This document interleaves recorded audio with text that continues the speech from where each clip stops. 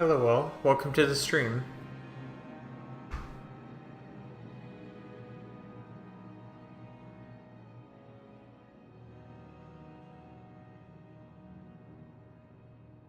Today I'm going to be getting started on the Meteos Wars project.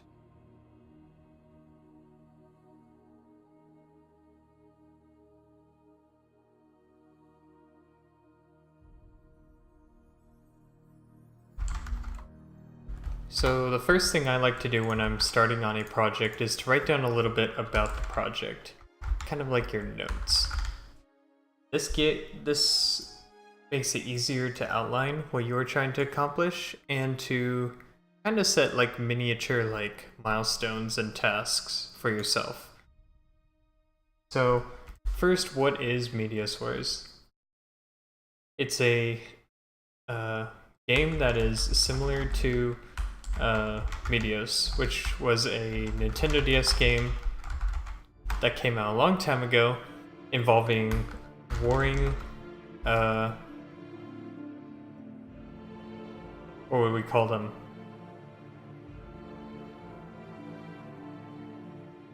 Warring planets, surviving from the threat of Meteo. Meteo was one of the villains in the game and was like the evil cult. And so other planets were trying to fight off against it, Meteo. The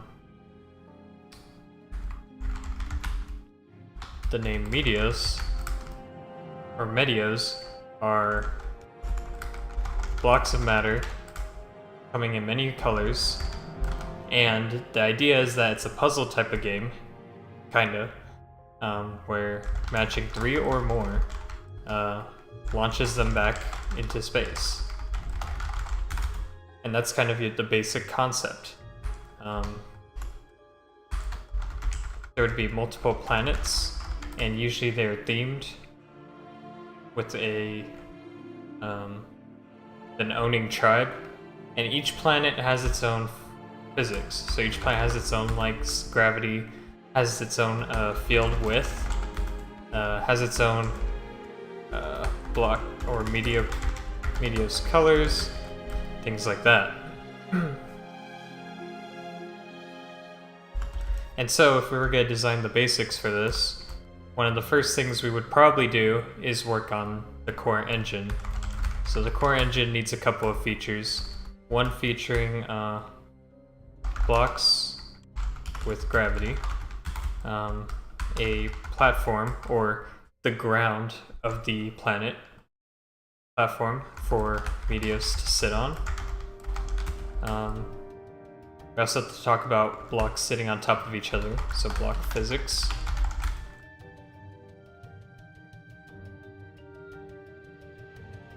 And then we can talk about some more advanced things. So once we have the core engine down, we need to work on things like being able to swap blocks around.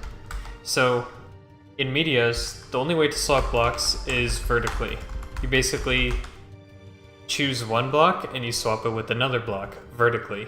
You can't actually swap blocks horizontally, and that's intentional. This makes it a bit more difficult to rearrange blocks to match and get launched. The actual launching mechanic, which I'm going to be going into a little more detail, because the launching mechanic is kind of interesting. When you line up 3 or more blocks, it blasts them off at a certain amount of gravity.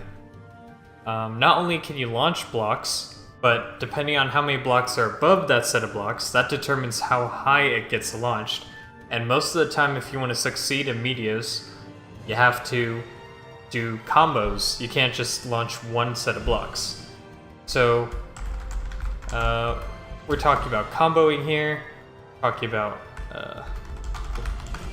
programming the launch physics, stuff like that. Now this is all well and good. This is a good starting outline for this project, but I want to touch more on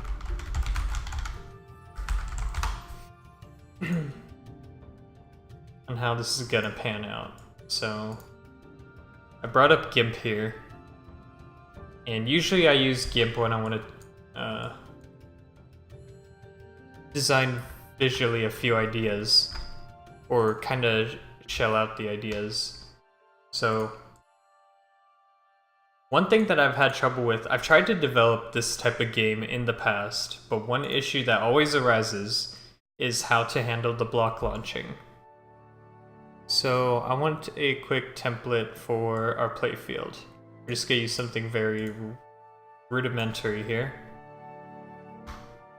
So I made the grid 16 by 16, each one representing one block or piece inside the playfield.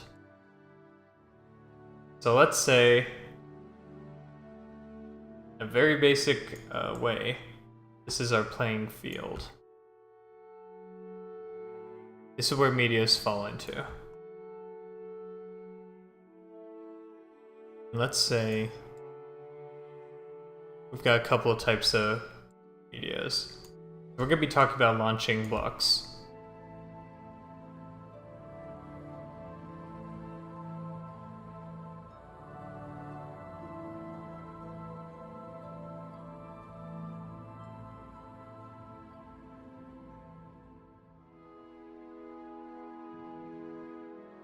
I'm just doing this kind of at random here right now, just to kind of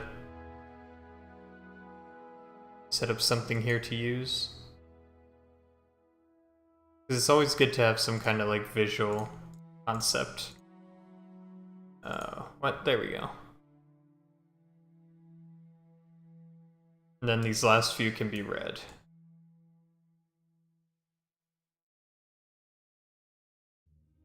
Okay.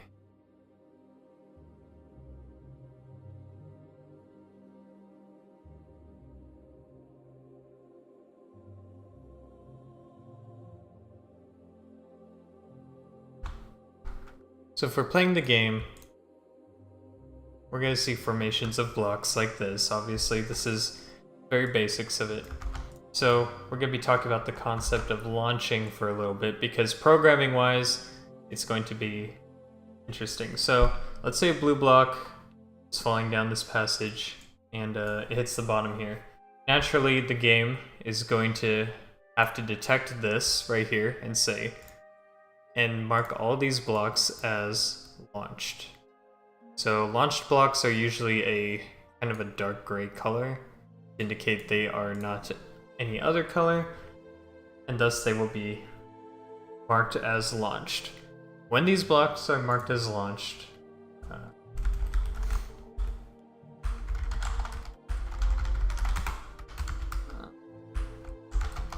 find matches as blocks land. 3 or more are connected, launch them together. They can be matched vertically or horizontally, but keep in mind the player will only be allowed to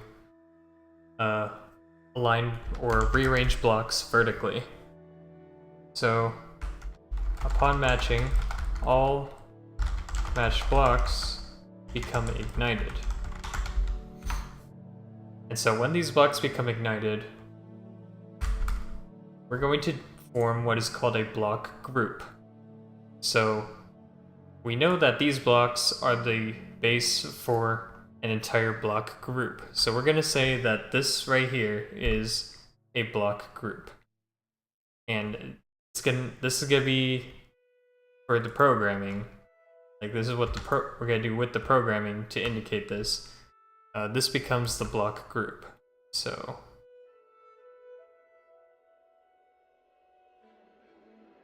we're going to say this is just group 1 because there's only one group right now.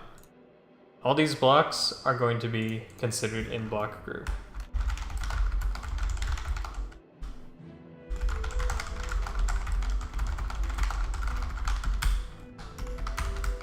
Now that these blocks are all grouped, we can manipulate them and say, okay, all these blocks are going to move in a similar fashion, because every single block in this group is going to be affected in the same exact way.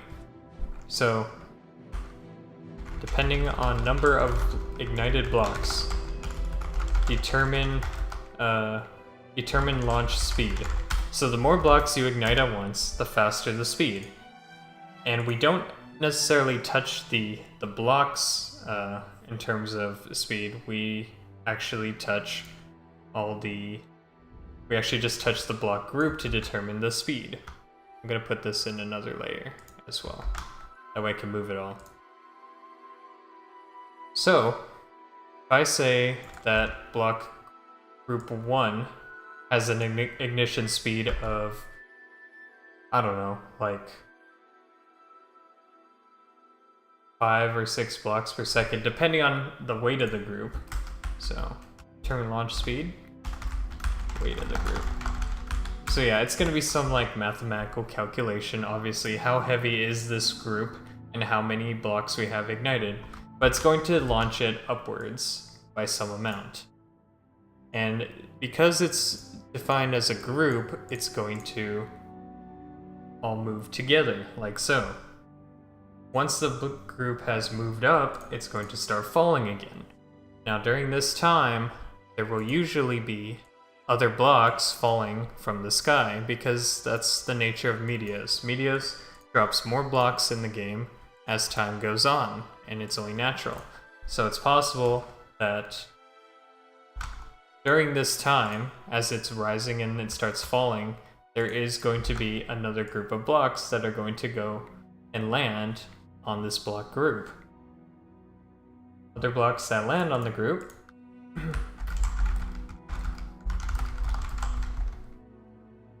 become a part of the group. Additionally, affects the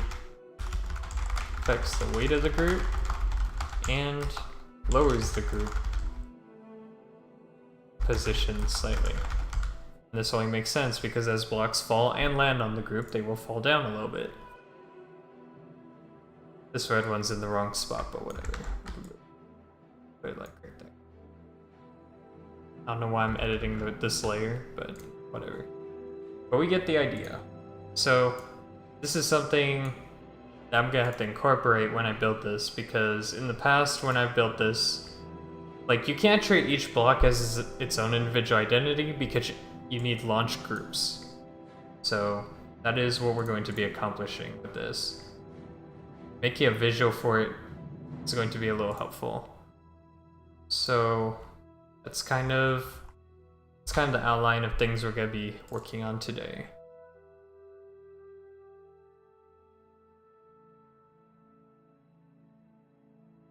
Probably gonna make a base set of blocks. I think I actually have some.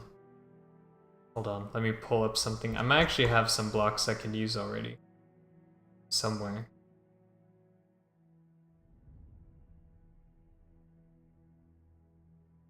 Because like I said, I've attempted to make this engine in the past, and one of the most challenging parts was making that. So, yeah, there's some blocks. I mean, that was essentially what I was looking for, these little things. So, let me see here.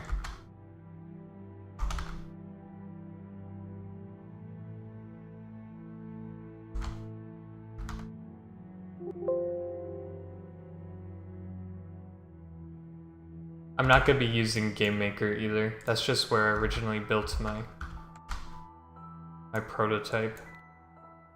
But it should work. They're just colored blocks with random little symbols on them. And it should work for now. I kind of want to make a green one real quick before I proceed. Because we're not really at a point where we actually have a game yet, you don't really care too much for the actual graphics. You just want something to work with. So this, I'll change the symbols slightly.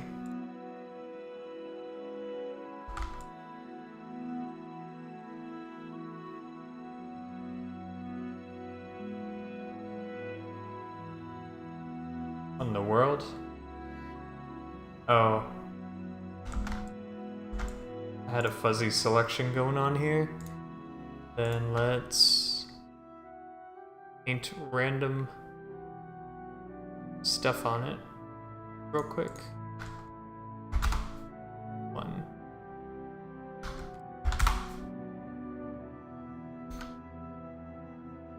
Oh, I don't know. Let's do like a little.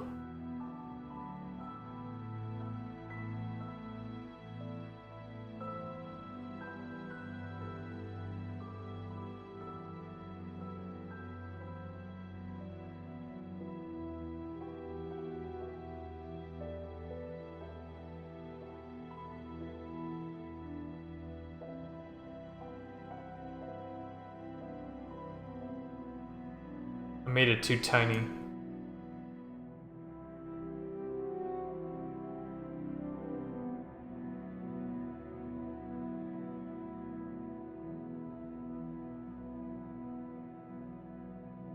That works. So I'll use these as just little template blocks. Let's throw it into, let's make a project folder first. Actually, I need to, God, I forgot where I got this. libgdx.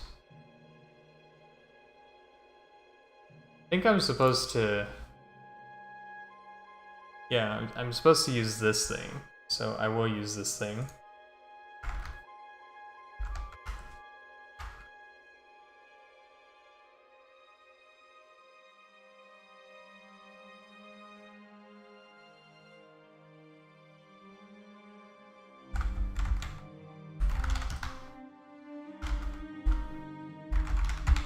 I literally don't follow package naming conventions, because who cares? This needs to go...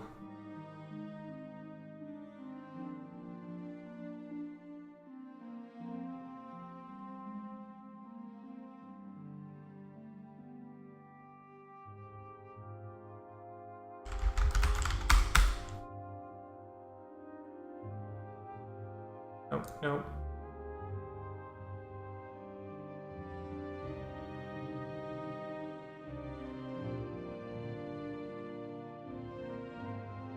I think there's one that I need controllers. Should be it. And that.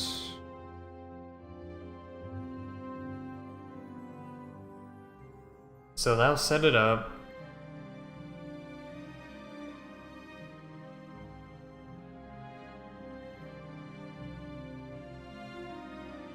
Now you file import existing projects.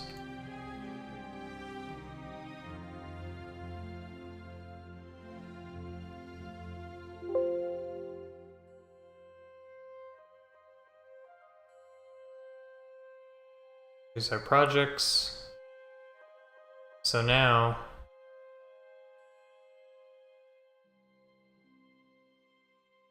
gotta set up one of these Meteos.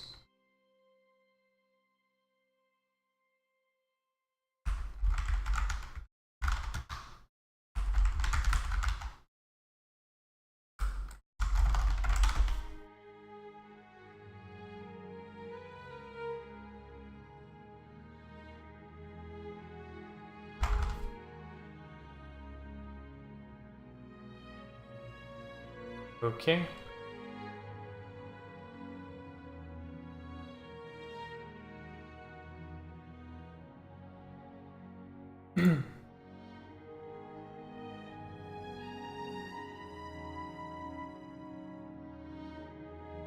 Oh, no, we don't want to do that. We want to create it in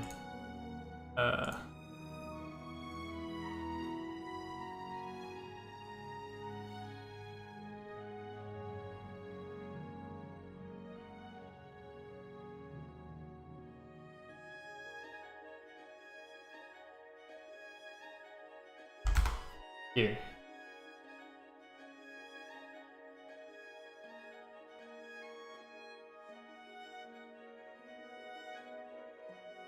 Now we can add a remote. Where'd it go? Oh, right here. I actually didn't want it to be called this, but... yeah, let me remake it. I didn't realize that's what its name was gonna be.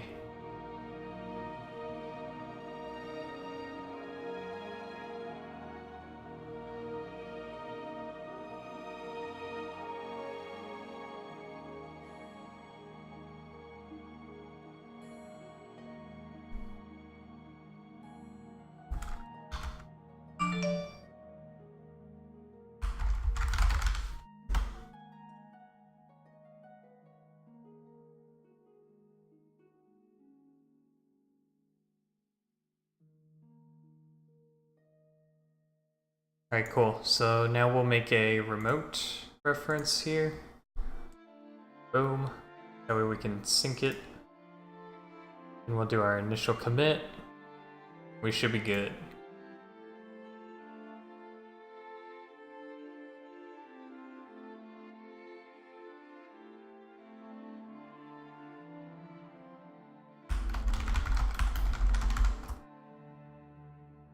Always gotta do that good old initial.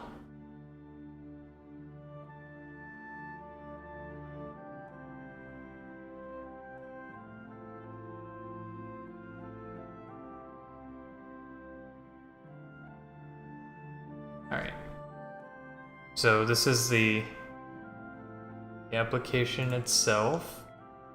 And everything, I believe. Wait, core? Oh yeah, that's right. Yep. Should work. This should auto-build, I think.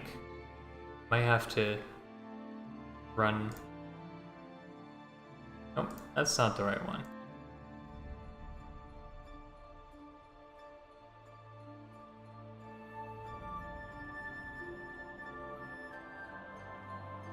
Could be this one? No?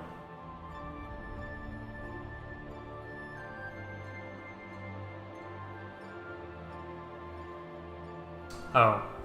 Well, of course.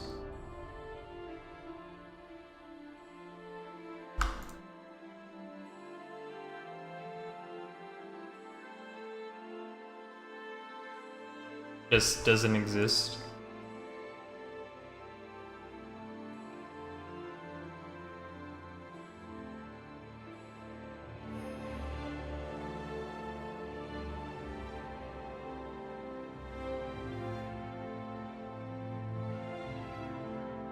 Oh, this needs to be included inside our projects folder.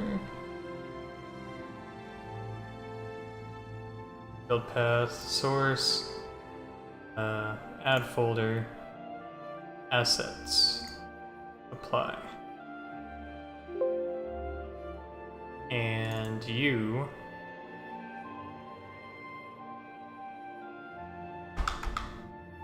just don't exist. Wait. I'm confused. This should exist. Oh, maybe it's not you. Too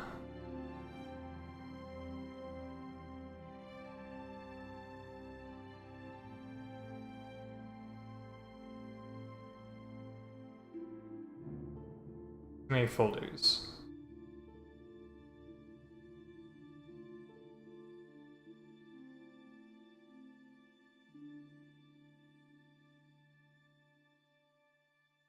Okay, there it is.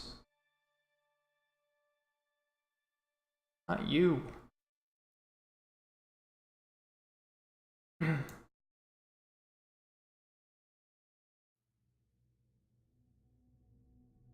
Wait, where's... oh, right here.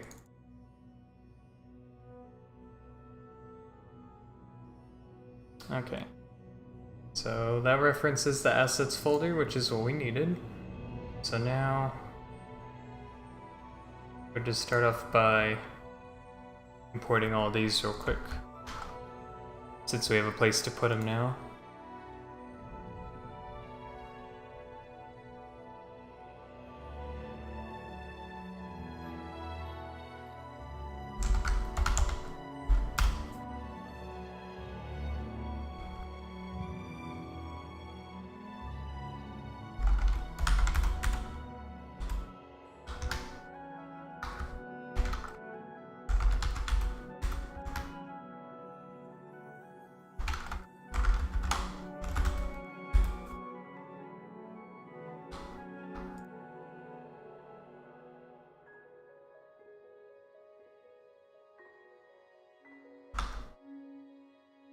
Probably could get rid of this one.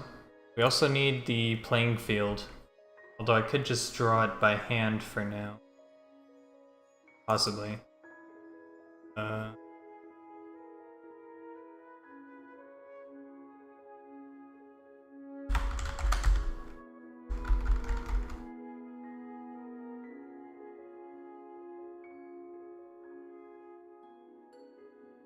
Playing field. Yeah, well, we'll just make it something super basic for now. So we need basic drawing texture to do stuff with. So usually I like to include the 1x1 as well to do whatever we need to do with it for basic drawing.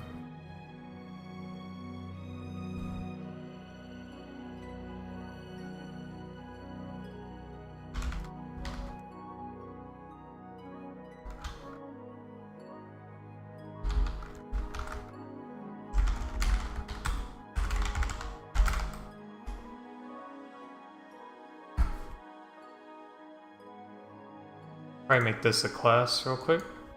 Call it the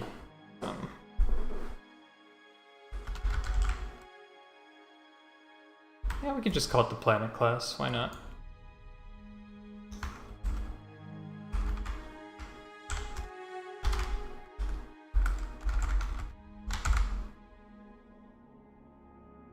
Should be one for every single block color. I don't know what the colors are yet, but we'll find that out eventually. I believe there are 10 colors total, but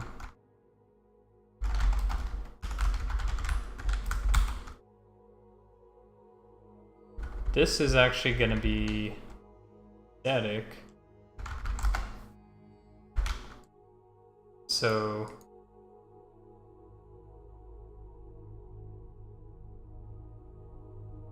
we'll really only initialize those one time. So we're likely gonna have something like load images or load assets. I'm just doing these because since I've, made a few things before, I know eventually I'm going to be making something like that, so might as well start now.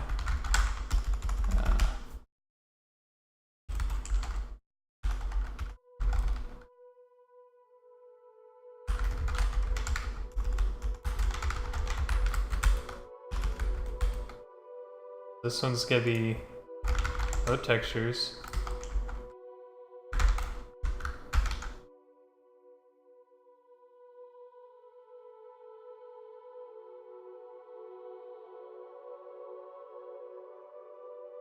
Actually, I'm not sure if I want to use a texture array. I think I want to more like use a hash map consisting of either the name of the planet or the ID of the planet. I'm thinking an ID would be better. So we're looking at a hash map with an integer and an array of textures. Something like that.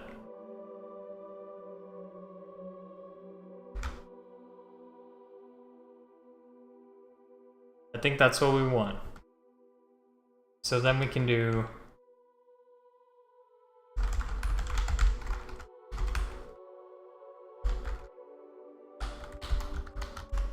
and instead of using magic numbers, I'll probably be using something like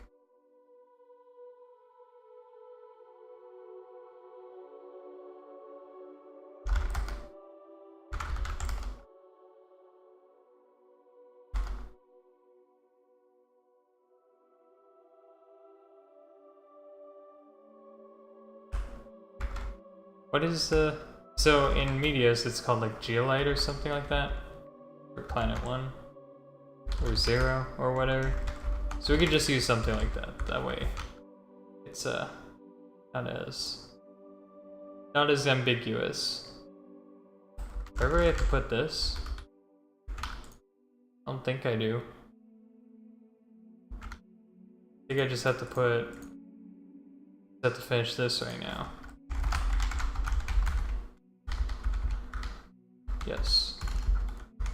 Okay. So... Oh, crud.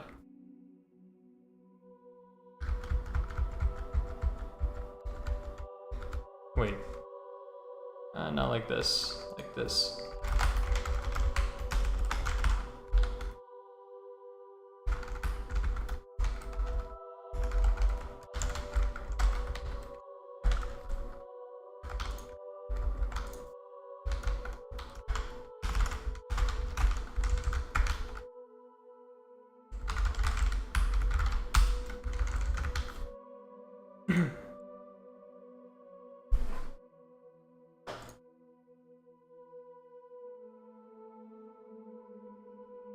So I also need the 1x1.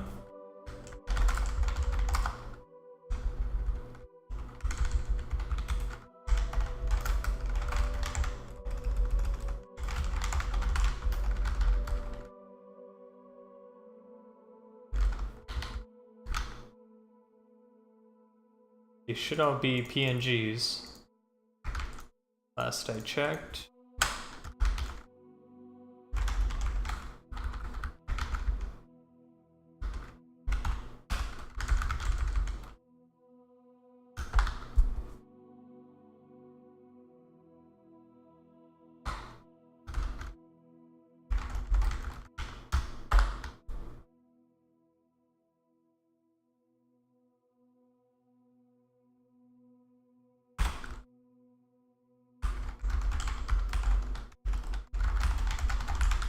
Guess I'll need something like that later. But not gonna worry too much about it right now.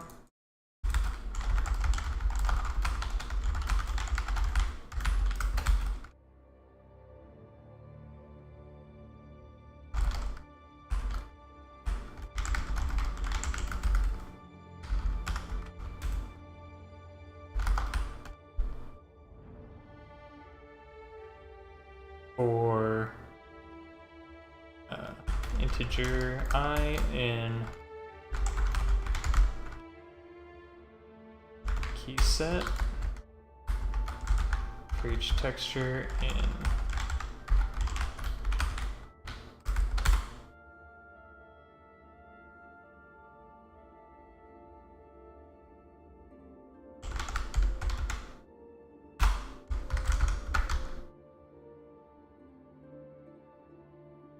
okay.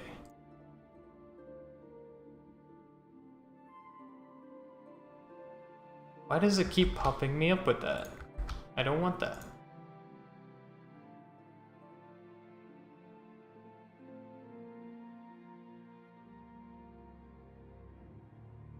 Eh? Giving blank.png. Oh, did I ever put blank? Pretty sure that's not the name of the file.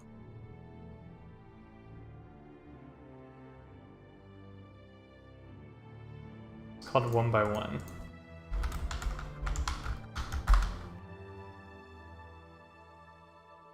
Right, the reload. There we go.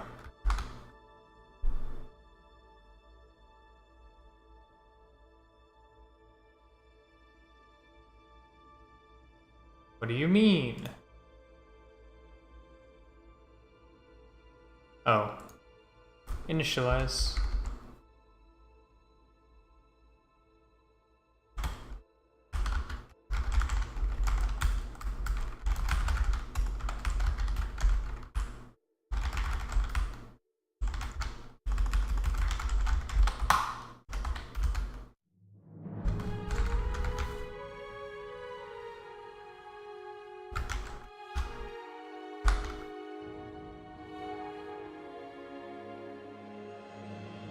So it's drawn there, you just can't see it.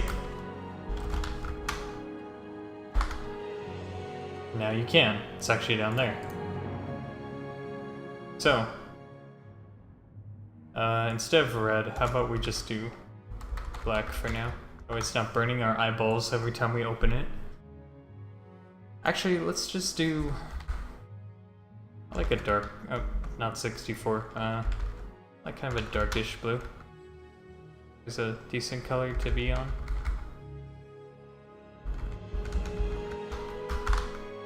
So, yeah, we'll do that.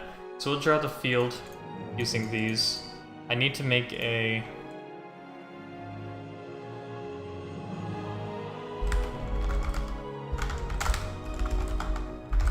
draw field, provide a sprite batch.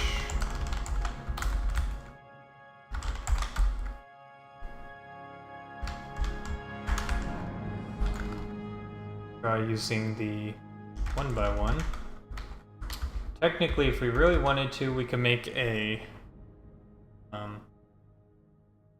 what do you call it? Technically make a draw line function if you really want to. I'm not gonna do that for now.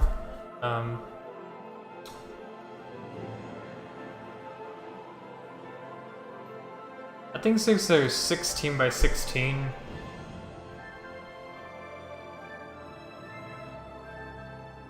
we'll do 16 by 16 for now. The center, the screen size by default is... Actually, I don't know what the screen size by default is.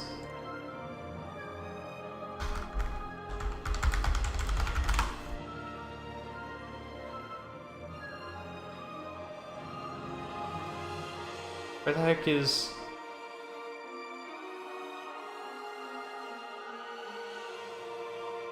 window?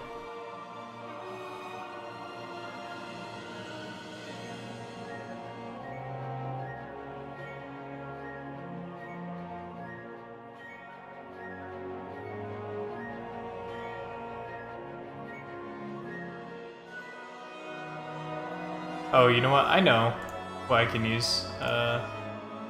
Legend of Ribby actually handles this pretty well. So, in Legend of Ribby,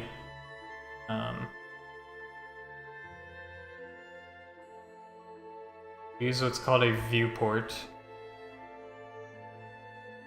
Although I think that's only for tiles, so I don't think we have to worry about that for this game. We can just manually draw it. My only issue is the size of the window right now. So let me change that real quick.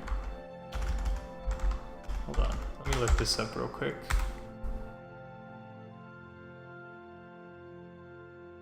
Where is the wiki thing? Wiki.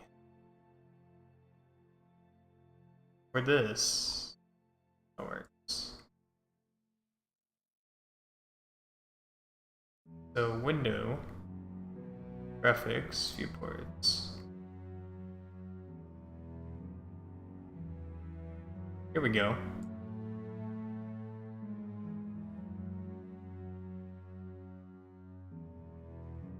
Perspective camera and a viewport. Using that camera, resize events. Okay, that's easy enough.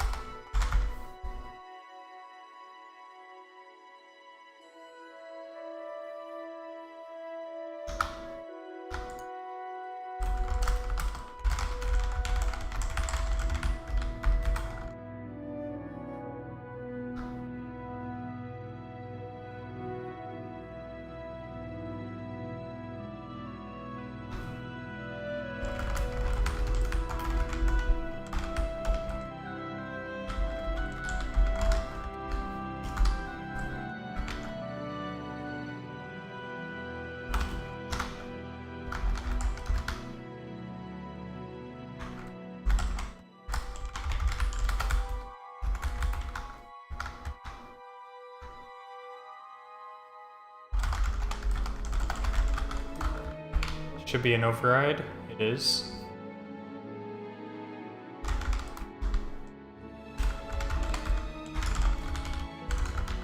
Okay.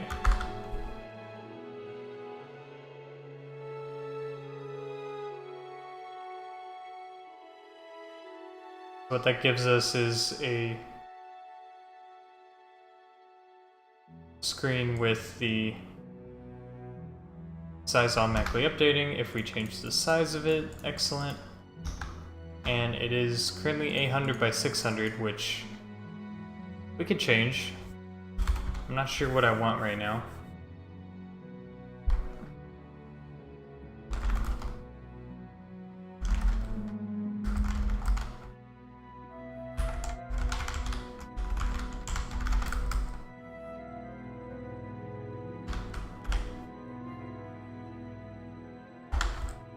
I want to do it this way because it's easier for me to figure it out based on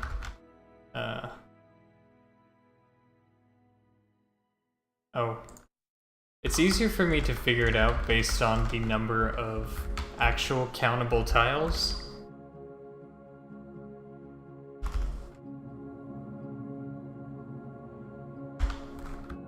Instead of with an actual number. It's just easier to visualize.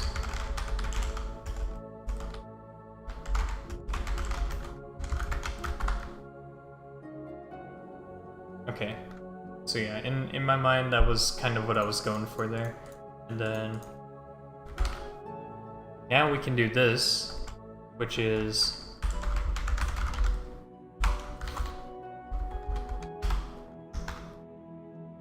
so it's going to be based on the width of each planet. So each planet needs to be defined. I feel like this is supposed to be an enum, not a class. So I'm actually gonna change that right now. This should be an enum.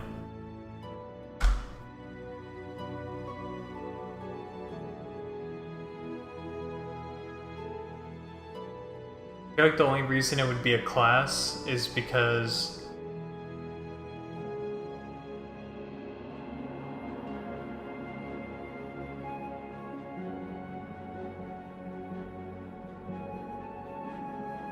or maybe an interface. Maybe what we want is an interface called planet.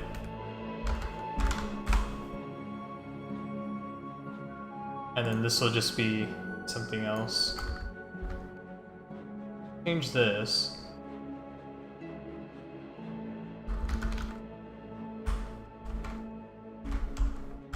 Something else. Of course. I'm just gonna take that out for now.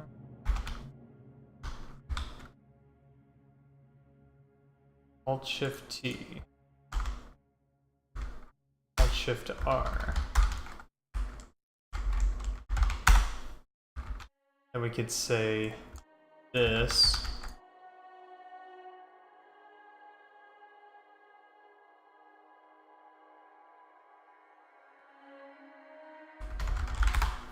Off of planet.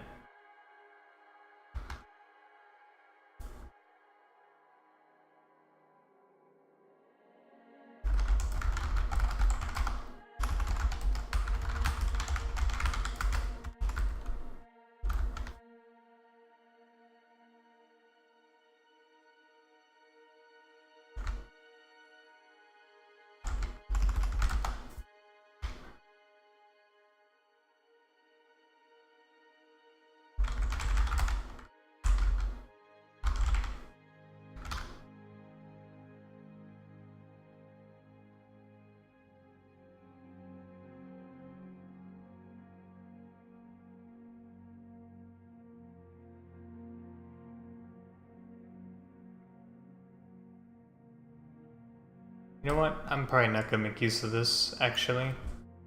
I don't know how I want to structure this just yet.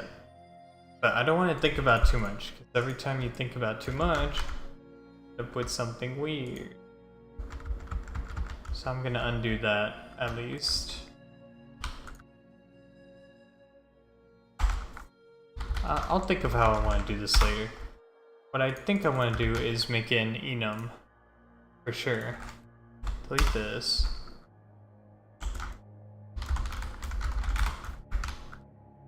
We'll just make an enum for simplicity's sake right now. And then inside here we'll put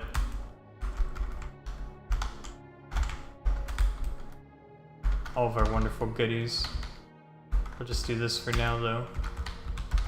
And then for each one, we'll have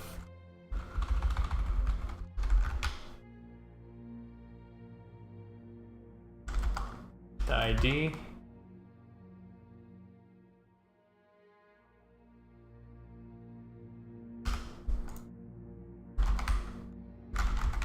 And a list of textures.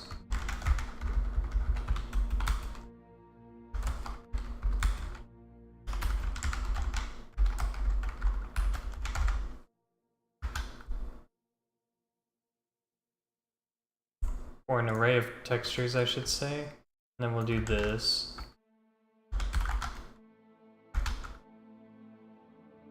And that really should be it.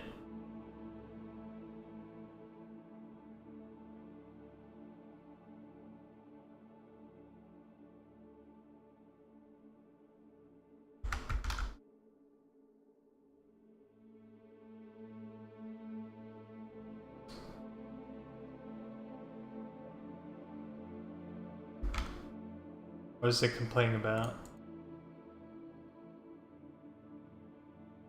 Oh, I think these have to be first before anything else. Don't need this, that's conflicting, and we just have to change this for planet key inside of planet values for texture T in t.blocktext.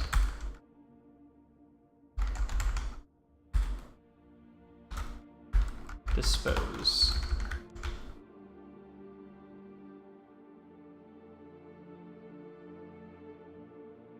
And then instead of this, we simply do that. Now we're just initializing arrays. Load textures. Don't even need that anymore. Literally doesn't do anything. Okay. So that's all we care about right now. I'll add more in a little bit, because we're gonna need more stuff. Draw the field. The field, oh. Yeah, we could supply some more things. So we could supply things like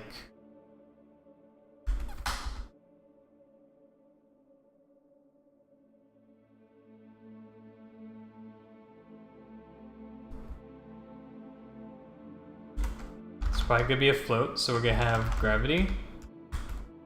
We'll have launch power. We will have field width.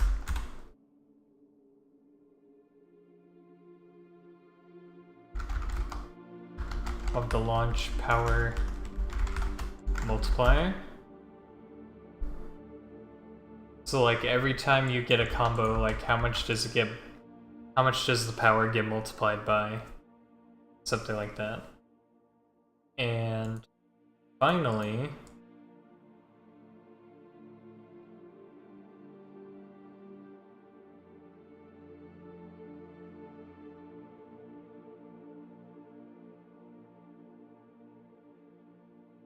I guess that's all we really care about right now. So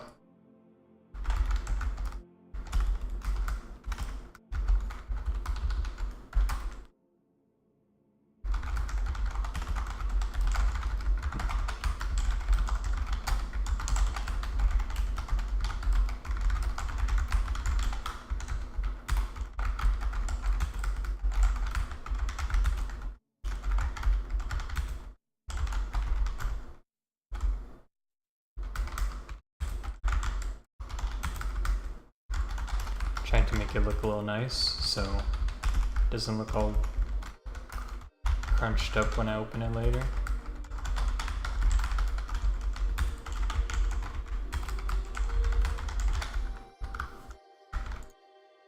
Capture all that. I'm just gonna use some random numbers right now, just for the sake of getting something in there.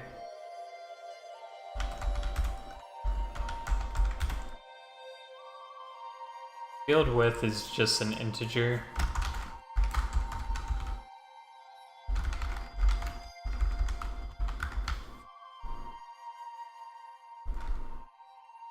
Let's say it's like 10 for this one.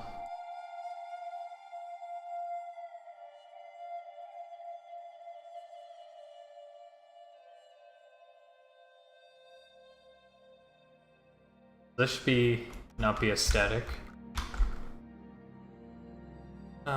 Batch draw 1 by 1. So we're gonna be drawing 3 lines. First the left line, and that's gonna be based on the width. So if the field width is 10, that means you take half of that, or not 10. Field width, divide by 2, and you multiply it by the block size. So I'm actually gonna add something here called block size. Honestly, that should be first because these are just multiplied by it.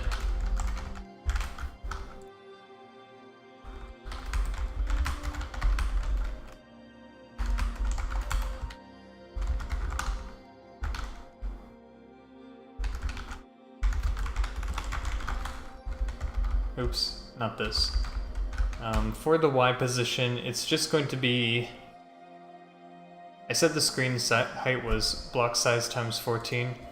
We're gonna make the default field height be 10 blocks high. So I'll just do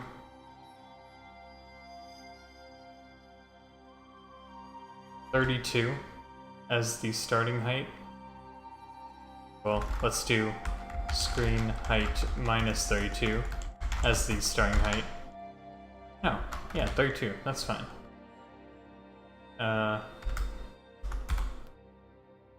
So for the width, it's just going to be block size. For the height, it's going to be 10 multiplied by the block size. Those need this.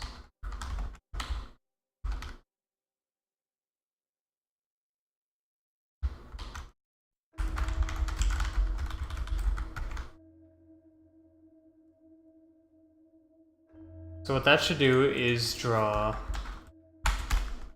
one white line going vertically across the field. We need to load up a planet for now, so I'll do planet.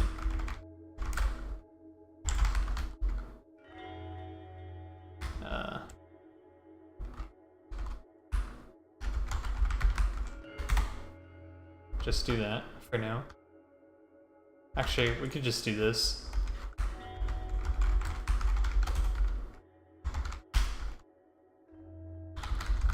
Because that's the one we're loading in.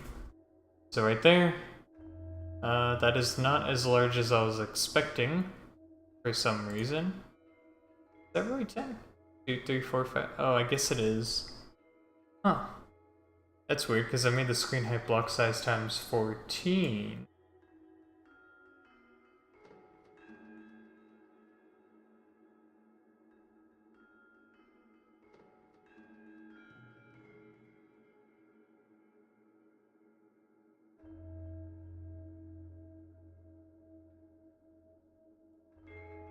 So I feel like the real height should be 224.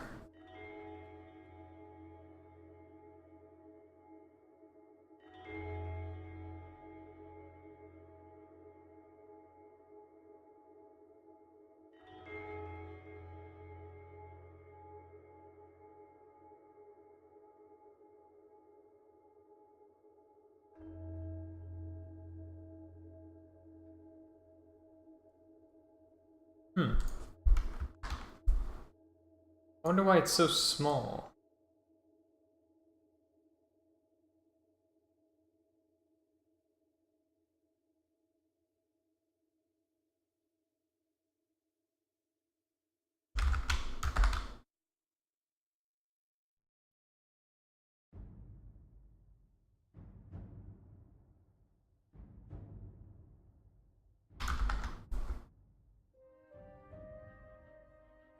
I'm very confused.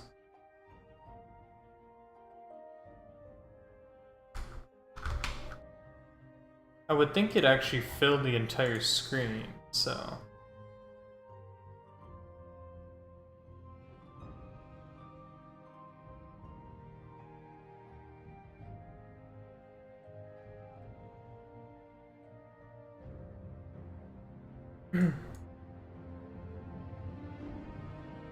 Oh, here we go. I want a stretch viewport.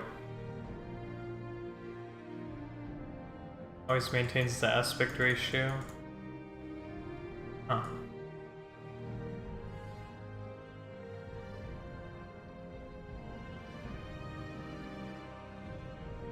Parts of the viewport being cut off.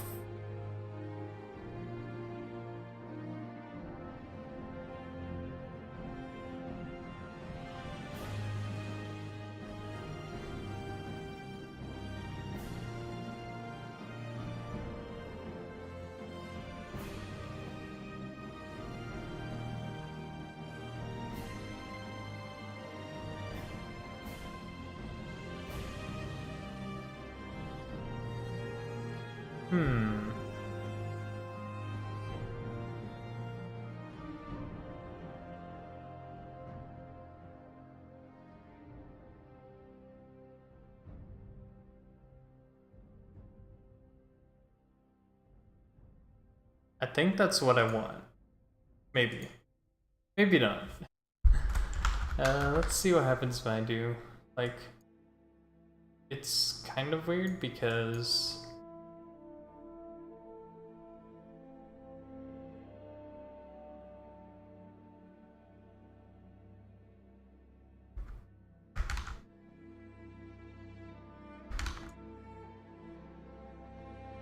$20 by 14 should be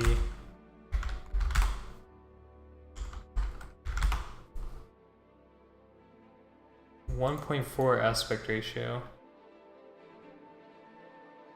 So it should be pretty close because 16 by 9 is not that much closer. 1.7.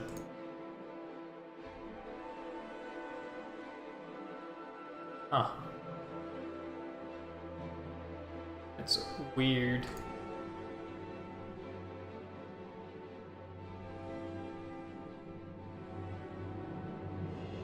Anyways, this will work for now, I guess. The other one has to go.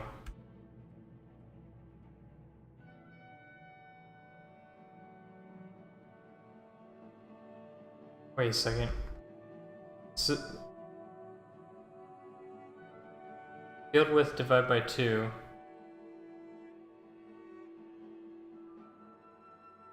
That'd be 5. So it needs to start from the middle though. So it would be screen width divided by 2 minus that. So screen width divided by 2 divides the screen in half and subtract half of the field's width going in that direction. Then same, but for the other way.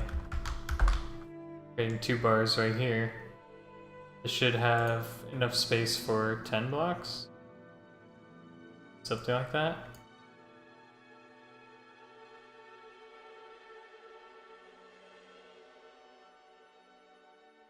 I wonder what happens when I do this.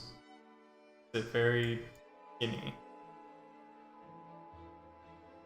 Huh.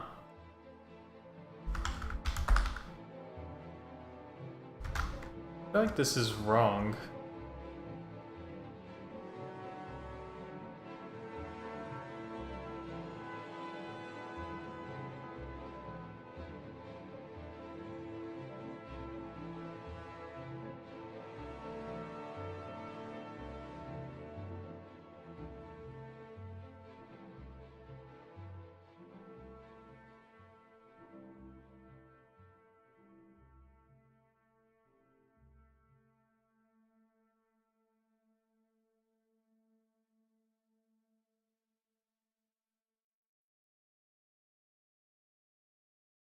center.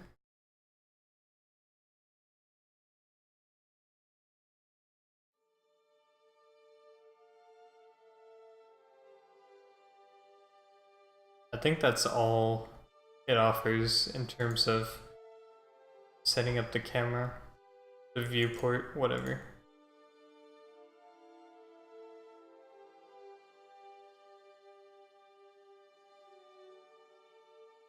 Unless I have to do apply.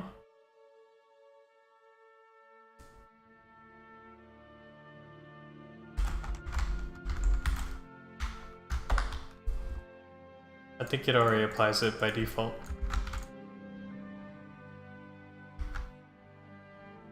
Anywho, bit viewport, I think does what I want fine. Just a little confused by it.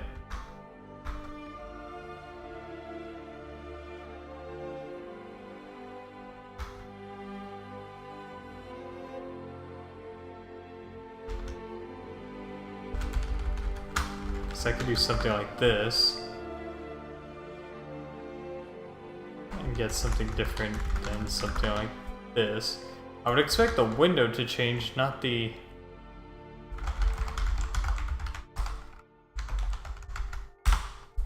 other way around.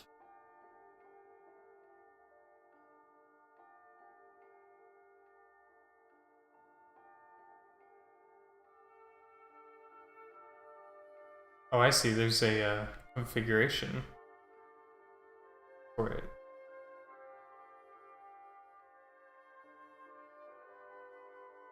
I think that's what I want. Let me undo these. So that would be done in the application right here.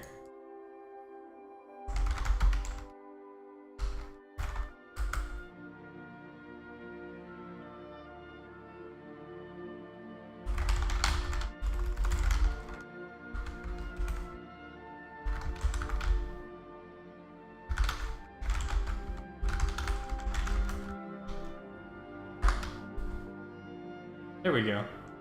That's a little more what I wanted, because I was confused why the window was not adjusting to this. Okay, that is much more what I wanted.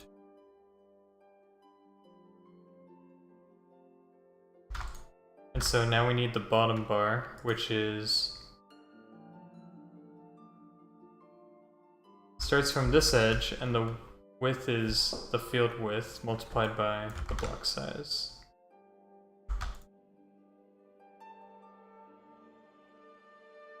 Oh, that's the height. Oops. The width is... height is block size. The X position is that. The Y position is going to be...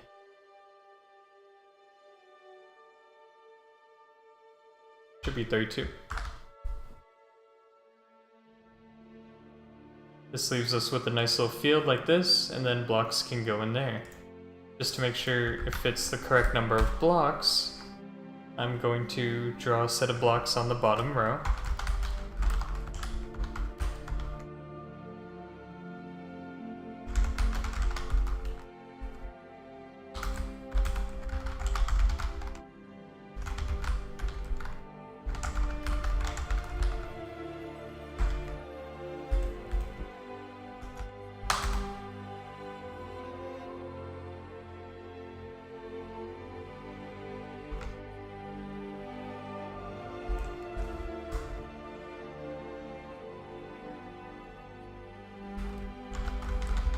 Plus I plus 1 multiplied by the block size. So let's go 1 block width over. We will do 32 minus the blocks, or plus the block size.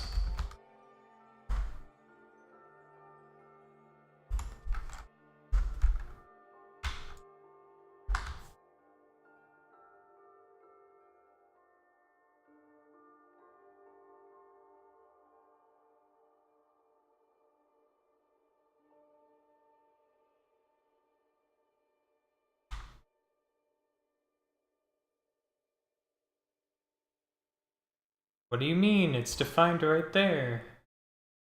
It should be defined right there. No pointer? Should not be a no pointer.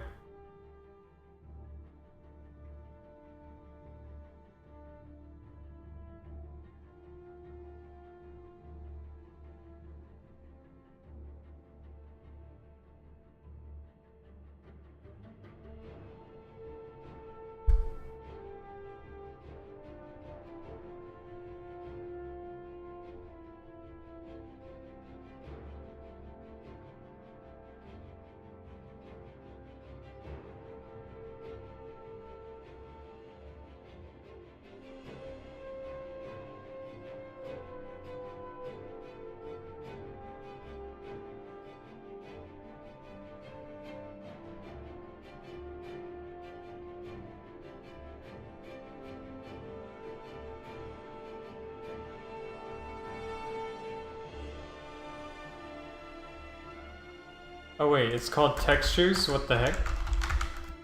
Why is it called textures all of a sudden? Silly me for naming it a different variable. There we go. Oh, 1, 2, 3, 4, 5, 6, 7, 8, 9. So I'm off by 1.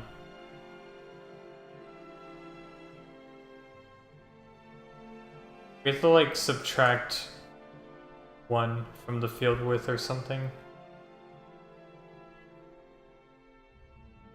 Like we have to subtract half from both sides. I think. In order to get it to actually fit in a 10th.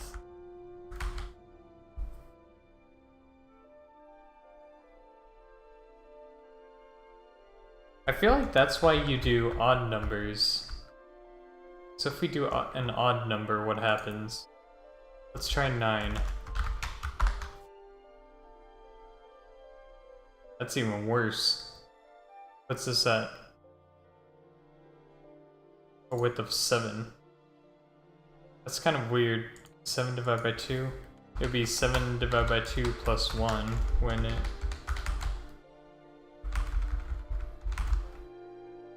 I think.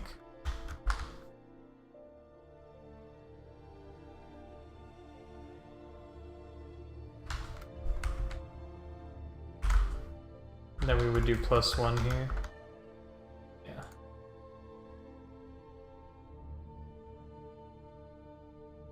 Okay.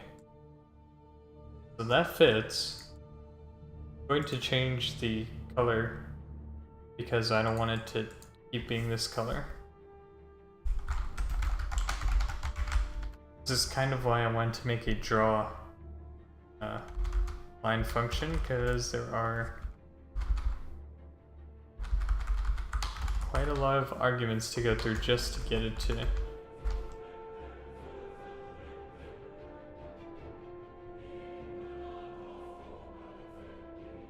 think it's just set.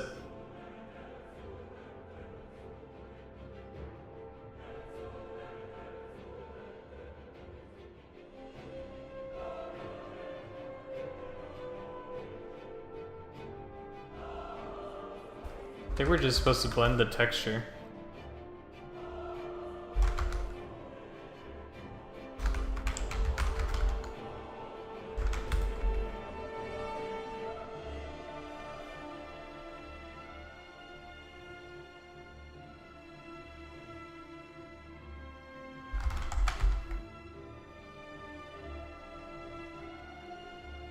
Set color.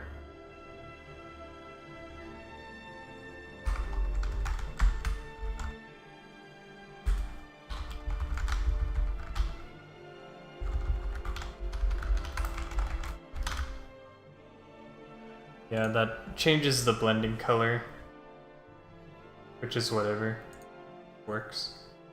So that's fine. Drawing stuff works. Now I need a list of block objects, so I'm actually gonna create another class called block. It's not gonna have much in it right now, but it will have, I guess, the colors should just be an enum. Because like I said, there's gonna be like 10 different colors. It's like the original game, it's gonna be like blue, green. What do we have right now? I think we have purple and red.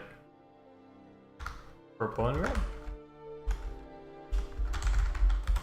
Purple, red. The additional colors are going to be dark blue, yellow, orange, pink, and oh crud, 2 more colors. What are they? I think we got dark green? Something else. What color am I missing? I want to say white. I'll put that for now. I think those are the main colors. I don't know if I want to give them all numerical IDs. Might not be necessary.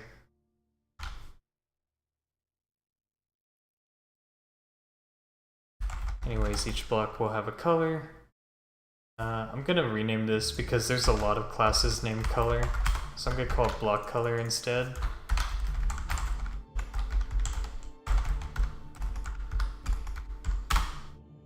So each block will have a color. It'll have an X and Y position.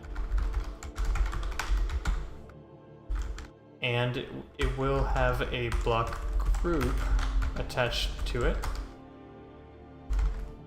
By default, that will be null.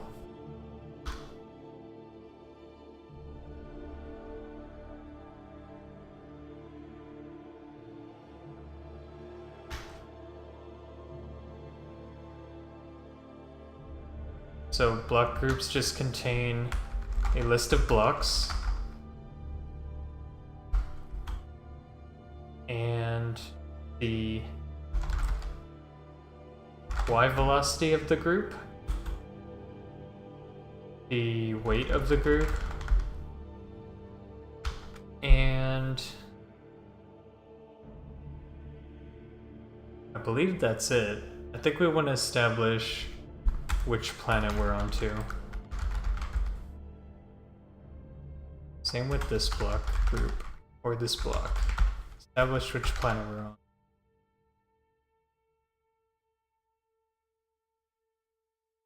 I think that'll set up our classes nicely.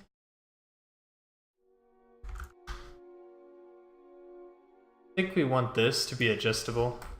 So I'm gonna make a list of blocks instead, because if it's not flexible, we're not gonna be able to adjust it during runtime.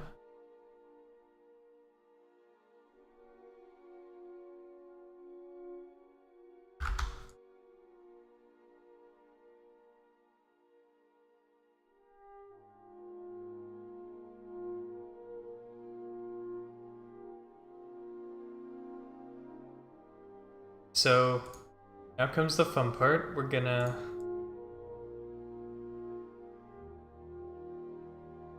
make it so our planet draws blocks. It's gonna have just a list of blocks and block groups.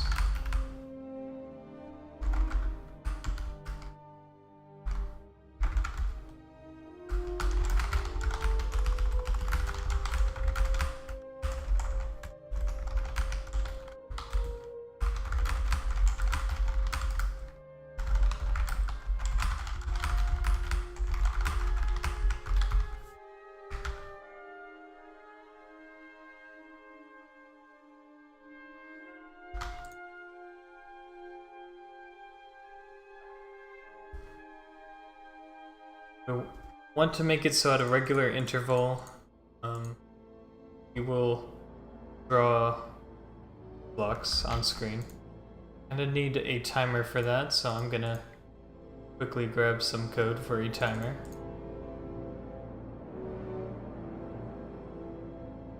Actually, I don't think I used a timer, I just used frames.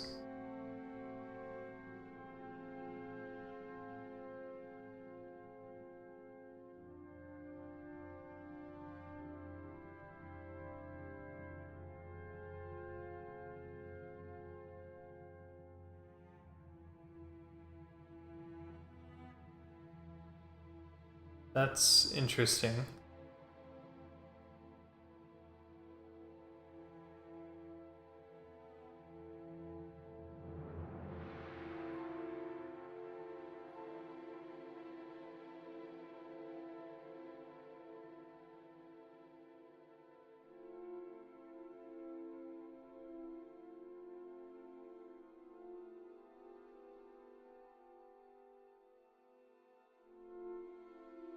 Maybe I should check what the F...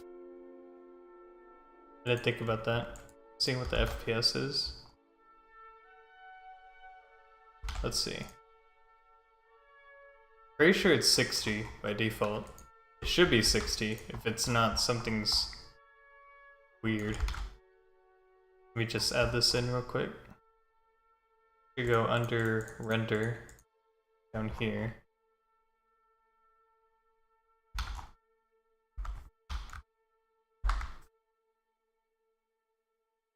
Oh, I'm not displaying that anywhere. Oh, yeah, I am, right here. Yeah, it's 60.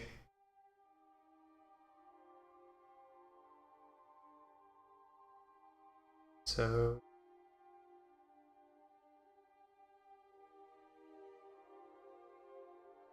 I mean, I guess that's a reliable enough timer for us.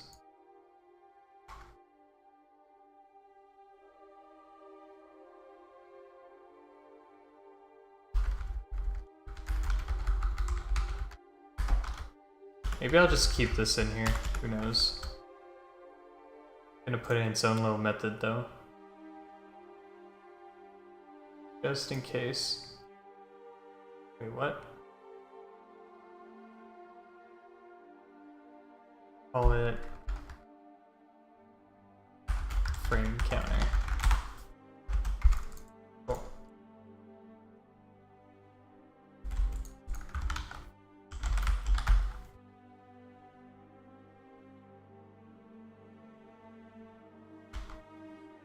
So in here we could put our game logic. Nothing crazy right now, but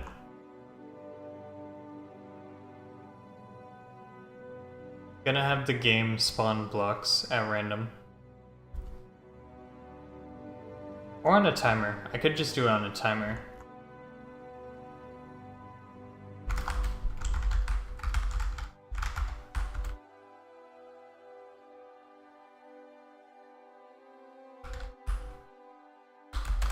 Let's just do it on a timer for the time being. And then later I can change that out.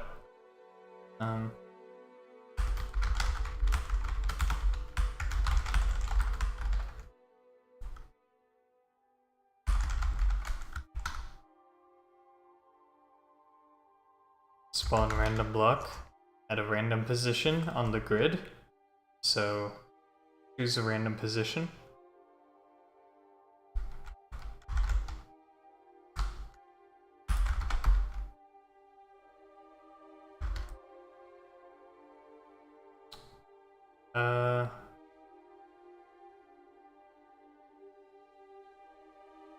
I feel like I should just use a random object instead.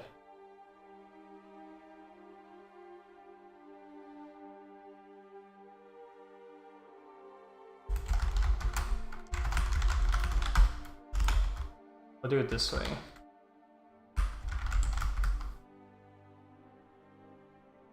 Because ideally, once we make it, we can just call that over and over.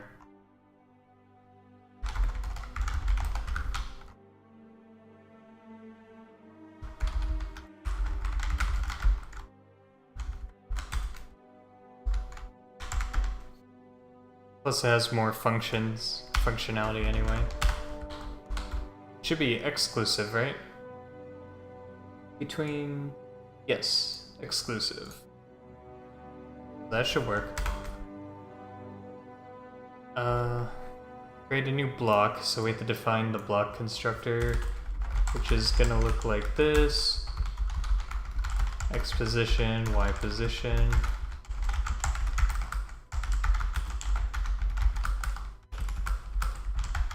And the color.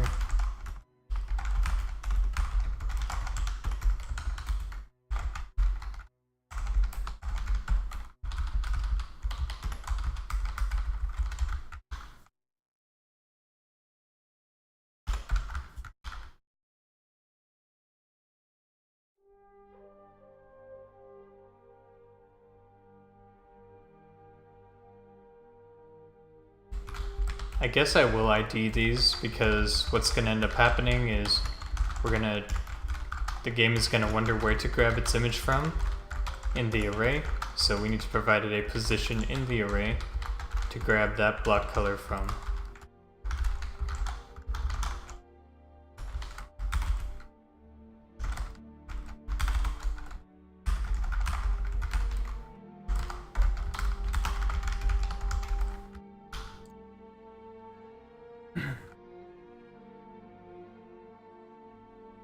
Once that's set up, provide the planet as well.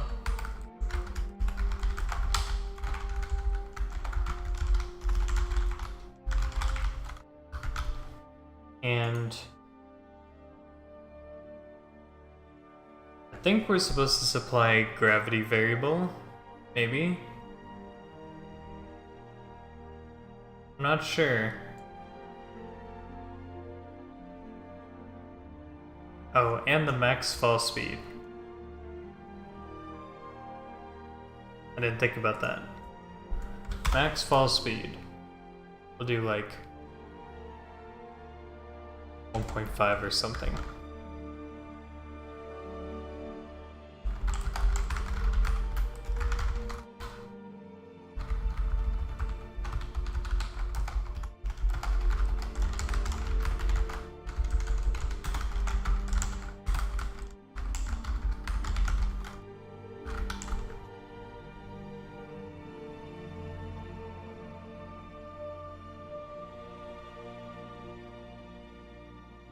Okay, so now we can create a new block. I guess I'll make something called add block. Now public.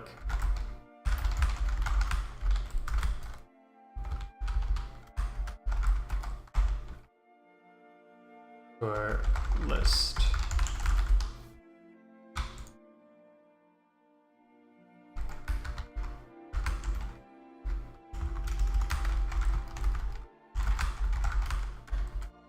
It will start at rand multiplied by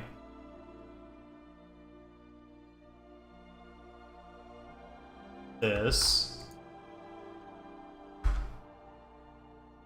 I really should make a variable out of that, like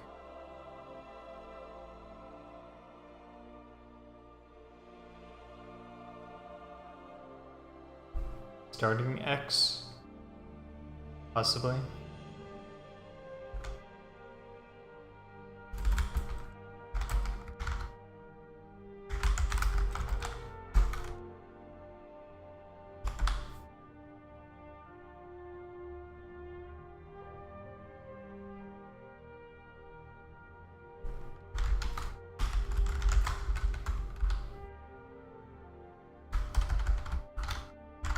So it'd be base x. The y position will be above the field. So we'll just say it's the window width height for now.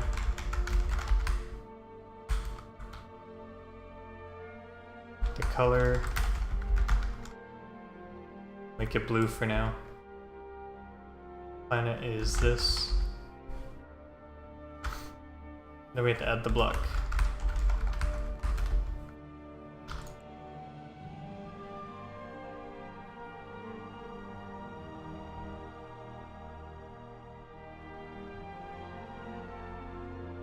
So in draw field, we will do,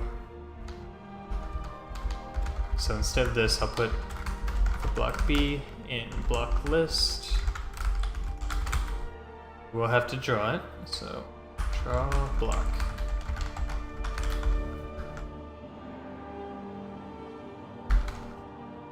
I'm just gonna do draw. Simpler.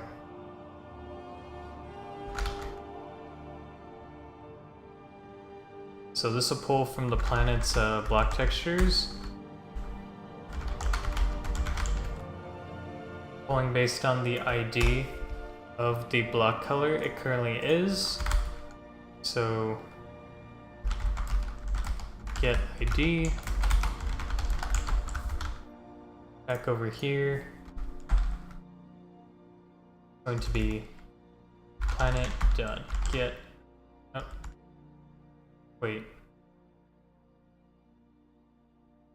So this was right. The array element it's grabbing from is color.getID.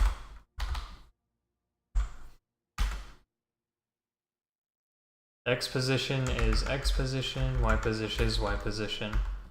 Everything else can remain the same. If we want scaling, we can do... I mean, we really don't have to, but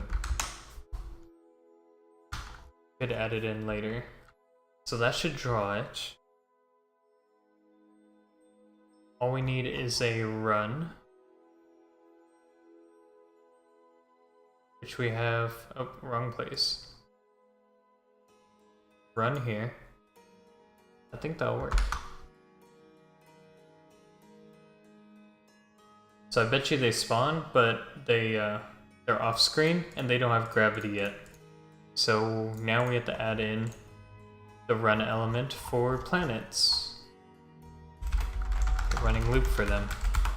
So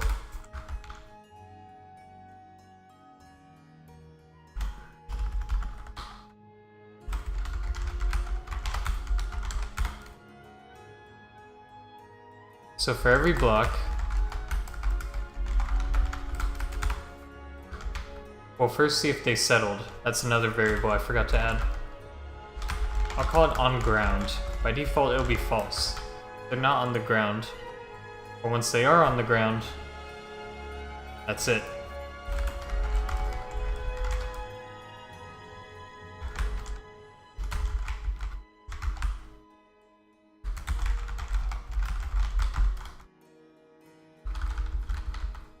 Is on ground. So we'll say if b.is on ground. If it's not on the ground, it will be affected by gravity. So I guess this needs like a y speed. Honestly, it should be a vector, but whatever. Not too big of a deal if it's not. Y speed will be equal to a minimum. The minimum will either be the maximum fall speed of this planet, or it will be gravity. Well, y speed plus gravity. So it'll either increase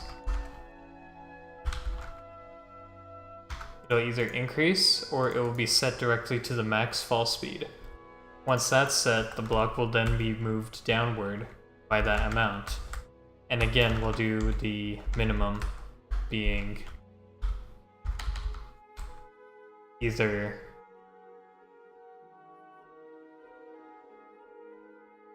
y position minus the current y speed, or the bottom of the playing field, which should be 32 plus Meteos 4 block size, which is the bottom of the field.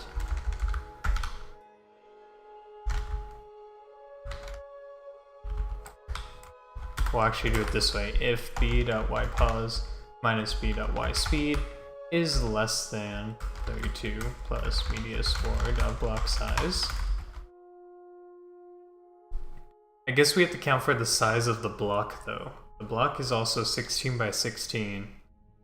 But we're just referencing the corner position. So we would say 32. So if it's less than 32, then y_pause will be equal to 32. And we'll say on ground is true, because it's now on the ground.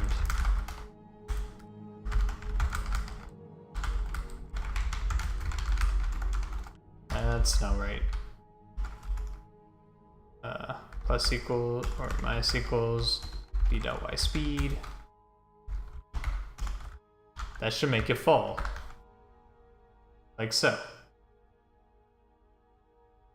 Fortunately, they are falling below the playing field because I forgot to add. So I did have it right the first time.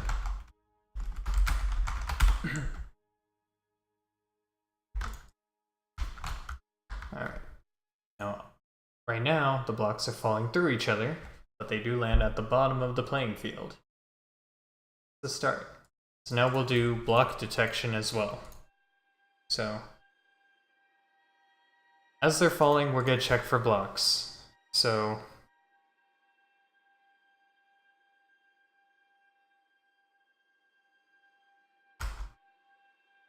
if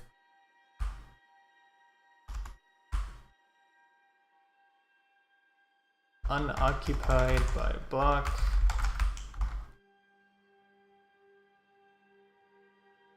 oh wait, no, we're doing this? I think this needs some separate logic. The flow should be, if the position we're falling down to is occupied by a block, then we'll stop the block there and say it's on the ground. Otherwise, if it hasn't reached the bottom of the playing field, do that.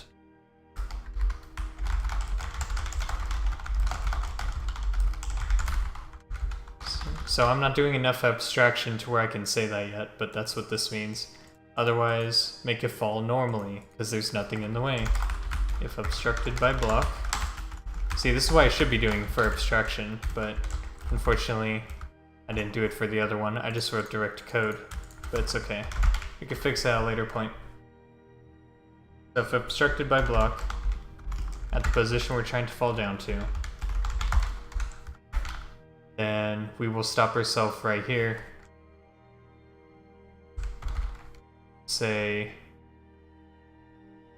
oh.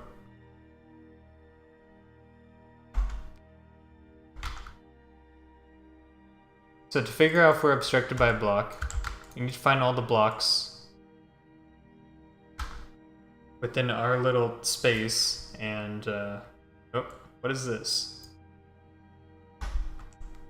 Oh, position, I guess Y position. We need to check between all of our other blocks if we have ran into one. Now, we know that blocks only fall in columns, so if we really wanted to make this efficient, what we would do is every block in every column would have its own set of values. That would make this check faster. For now, I'm not going to worry too much about the speed of this, but this could definitely be increased. So in here, I like to do a little to-do. Improve speed by dividing blocks into columns. We're not worried about efficiency yet. Block checks into columns. But for now, we'll just do the entire thing.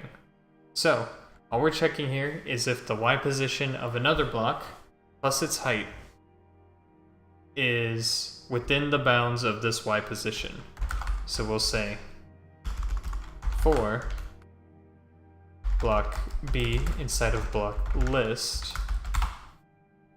We have to make sure we're not checking for our own self though.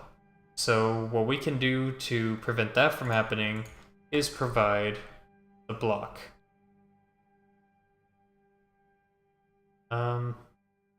Because we're doing it that way, probably just going to supply the block itself. Check block. So because this might look a little confusing, this might get confusing, /star, I'm going to describe what it does. Checks whether this block falling at a certain speed is falling into another block.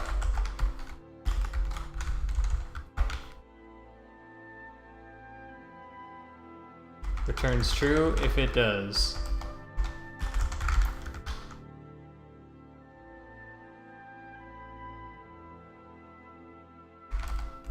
If B is not equal to check block, which means we're not checking for itself, it would be silly, then we're going to perform the check. If B dot Y position plus block size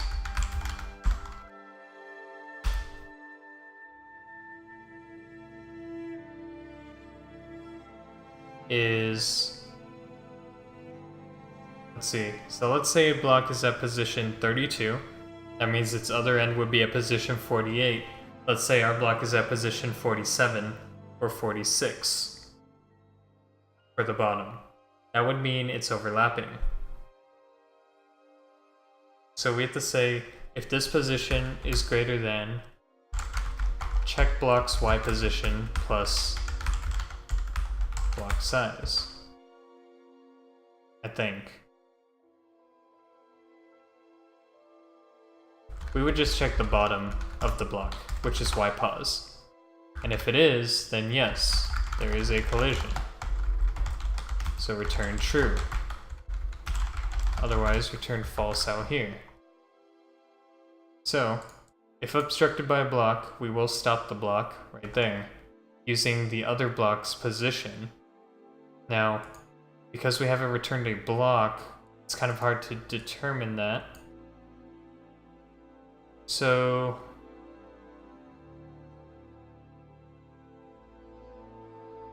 because we're not returning a block, we'll do it this way. If it's not obstructed by block, no, that's the wrong logic too. It would be most helpful if I could get the block here, instead of returning a boolean. I'm just trying to think if there's any reason to not make it a boolean, or to keep it a boolean. Not really. So we'll return the block instead. Returns the collided block. I think it would be most beneficial to return the block we're running into. Otherwise, returns null. So if obstructed by block is not equal to null, we're actually going to grab the block here as well. So block collide.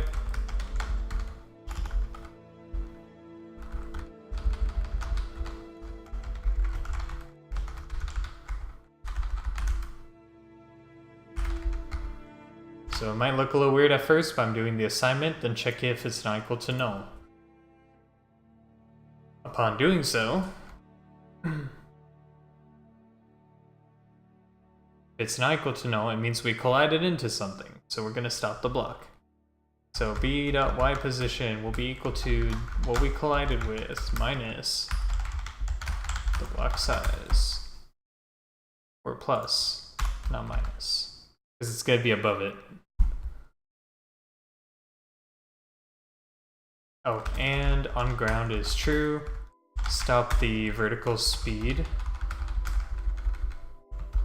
I guess I should do that for this one too. Y speed equals 0. Yes.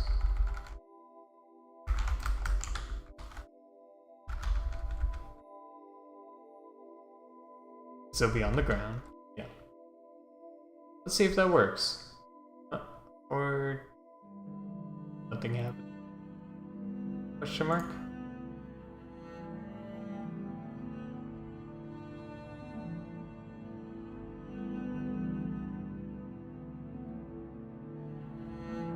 I guess we're not technically on the ground yet, are we?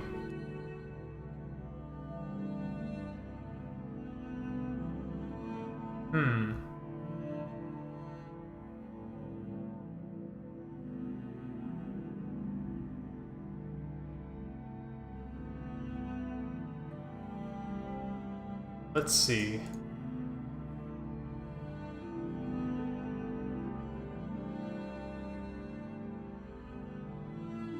Maybe I should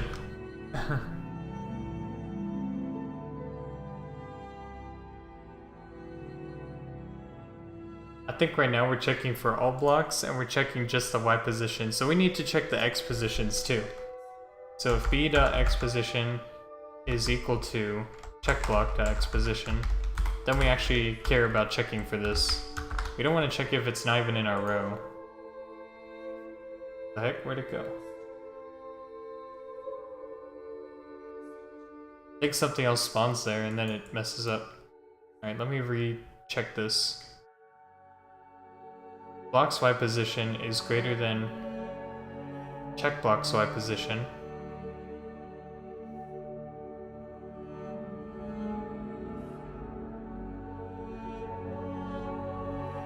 Which would happen for any block that is above us. It also has to be on the ground. That's what I forgot.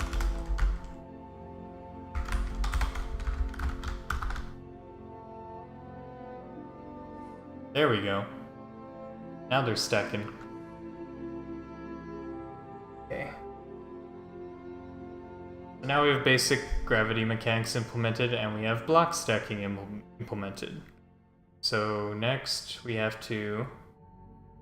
let's randomize the blocks, and then we can start working on trying to match them up. And then we have to work on block groups and getting them to actually ignite and then go away.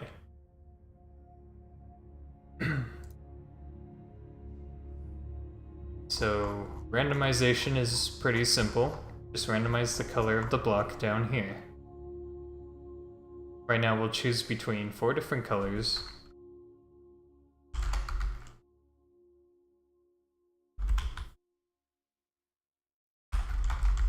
Choose random color.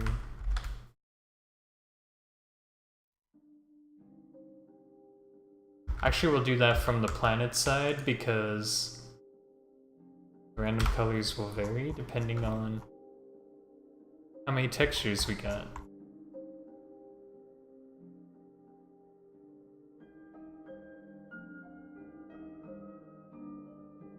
So for right now, let's just say 0 through 3, 4, man.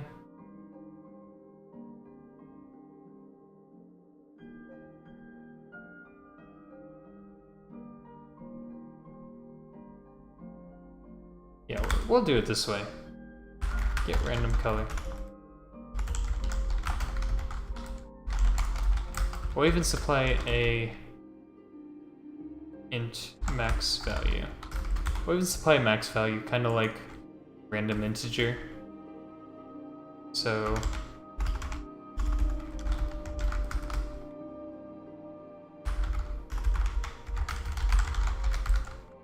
next integer bound by max value.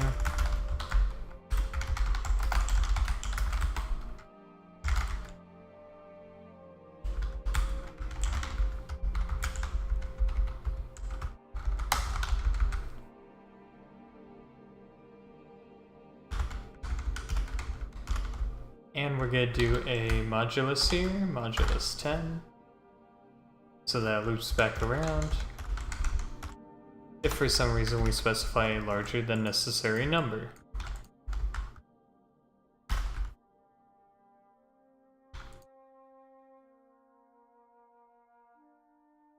This should return a block color.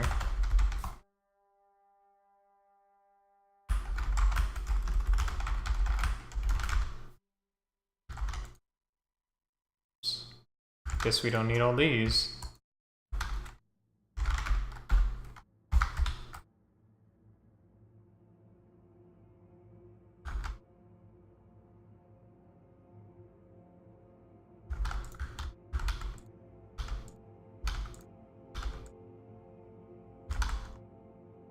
So we got blue, green, purple, red, dark blue. Might not walk the enum values and check for the ID. I believe either way takes the same amount of iteration time. So yes, that could work as well. I believe a switch statement and walking through every enum value does the same exact thing.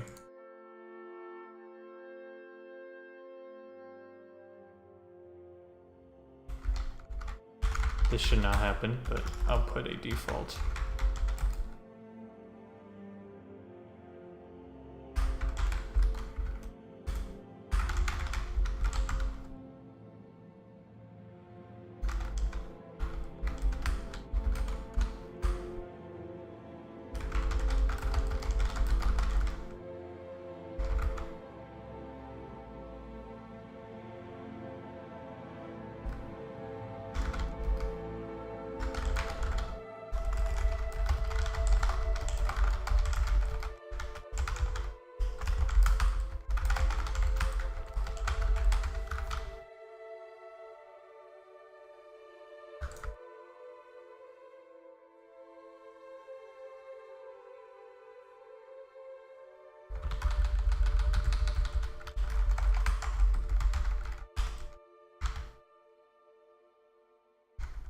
Oh.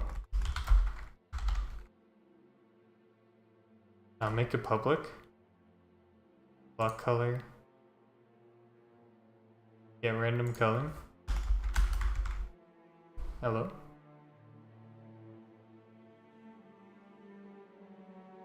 Not static.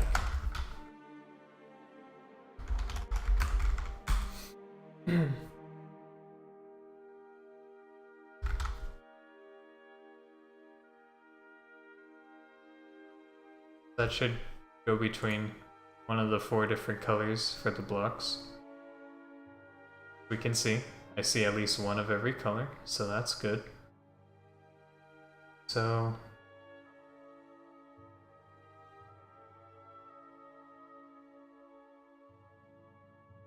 now we're gonna work on trying to detect matches. Every time a block lands, we need to check if the blocks around it successfully create a match.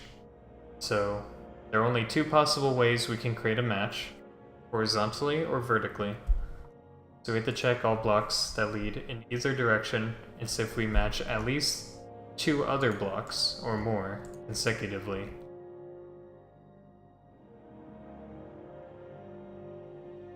So I believe now is when I want to consolidate these into a block landed method of some sort. More like a trigger.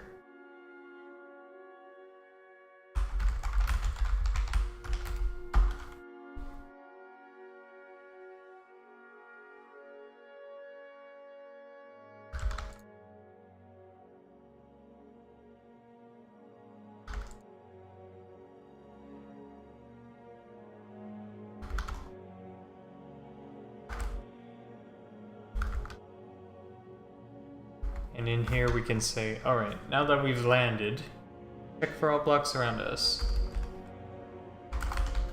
If match found, then we'll have to do a couple of crazy things, but we'll at least see if we can find a match for now.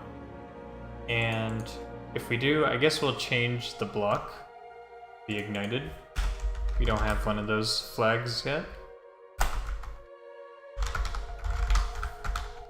So if the block is ignited, we're not actually going to use this texture, we'll use some other texture that I have not created yet. So there's actually going to be a 10th unused color called ignited. And, well, not unused, but unavailable.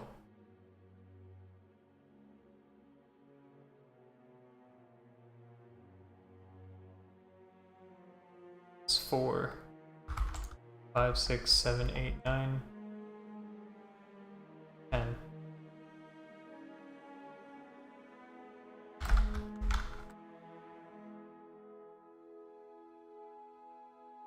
I'll do this real quick.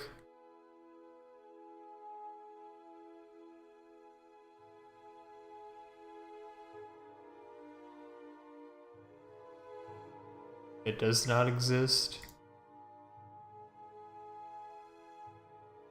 We will simply Do a question. Oh, that's way too big.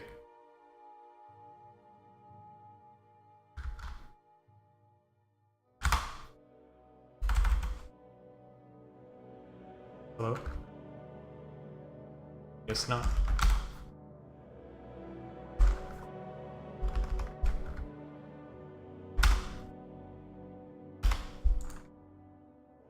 Guess I'm redoing this one.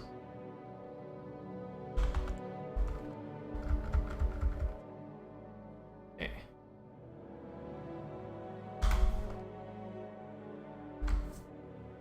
Why is this so big? Or why is this... Oh wait, this is a 1x1. What am I doing? What am I actually doing? Okay. Now it makes more sense what was happening. That was a 1x1 image.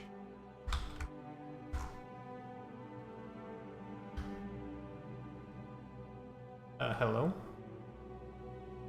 I'm just worried because this is actually not doing anything. Okay, that's better.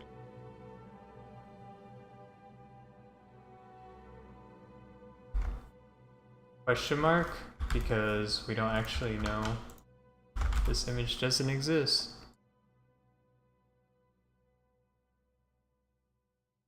But that's a substitute image for anything that does not exist right now. Can't use a question mark. Unknown. Then ignited block will just be something not too crazy. This a little darker actually.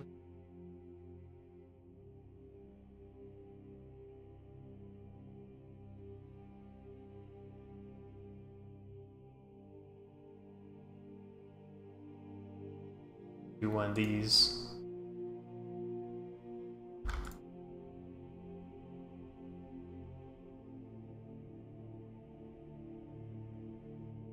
Oh, come on.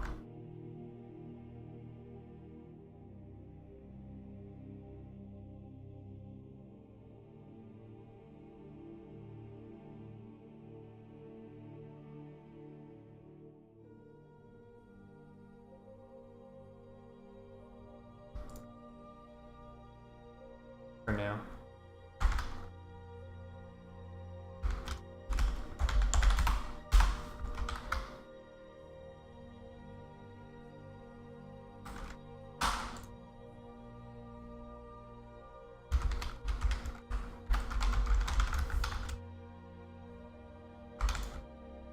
These should not show up, but if they do, then I screwed up.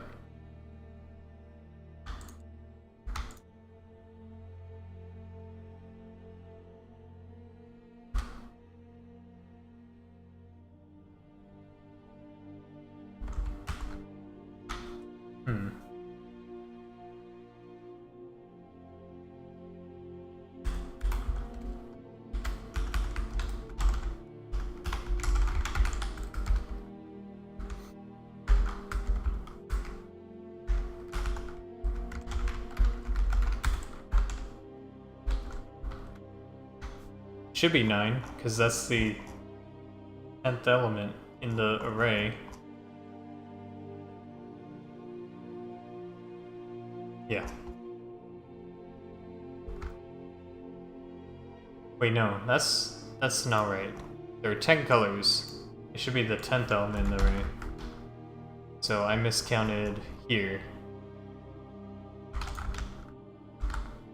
Should be 6 unknowns, 4 blocks. This really should say 1-11.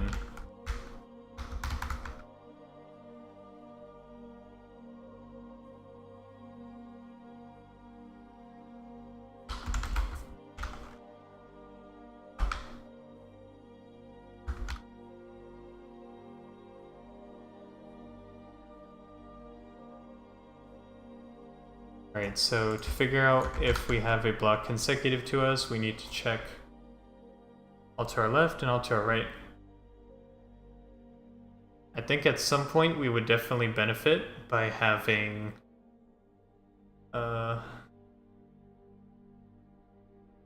We definitely benefit by having a grid with just like blocks marked or unmarked, because they're really in a grid until they are in the air, at which point they're not on a grid, but we'll see.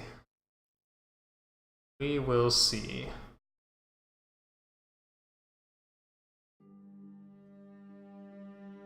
Things are gonna get pretty confusing once we're dealing with block groups.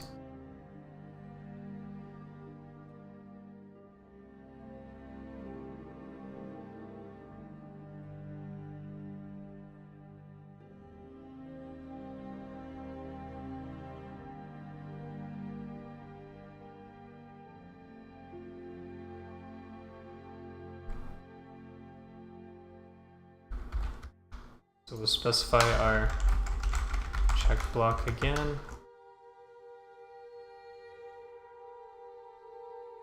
I feel like if we do find a match, we need to include all of our blocks that did match.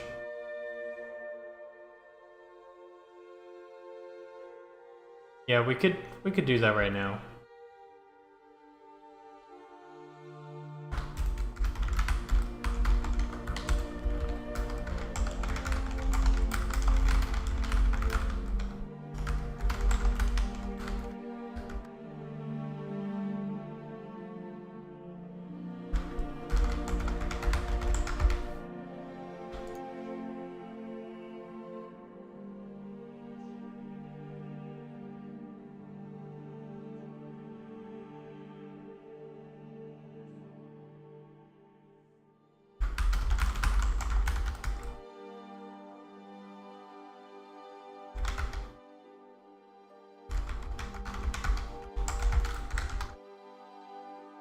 Alright, so we check to our left until we can't find. We basically keep checking to our left until the block type does not match. Then we check to our right. Then we check up, and then we check down. We gather all the blocks that we have. If the amount of left and right blocks is not greater than or equal to 2, that means we don't have a match there. Do the same for up and down. Then we say, okay, we have matches, add them to the detected blocks list. If we don't, then there are no matches found, we don't do anything. We return false. So, start in either direction.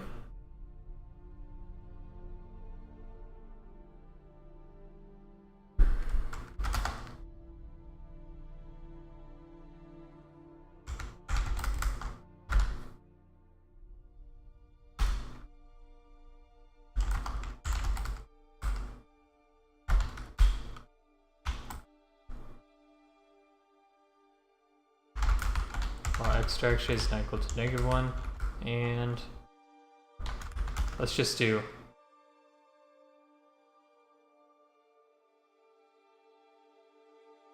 I have a better idea. It's gonna look a little weird, but I is greater than or equal to -1, I minus equals 2. That way we get both sides in, and we don't have to do anything else. And do the same for the y direction. We get both directions while we have to write 2 statements.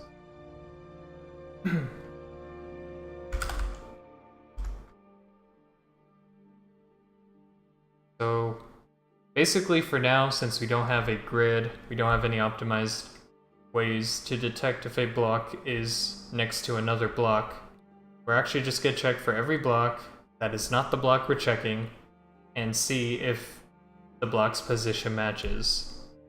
So, fortunately, not very efficient, but it's gonna have to do for now until make some improvements to the efficiency of this thing.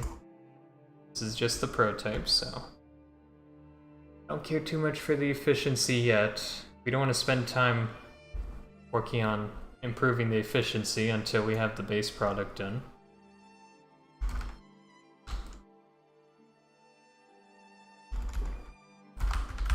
block exists at position. I don't want to throw it in here, because this is where... because it is the block class.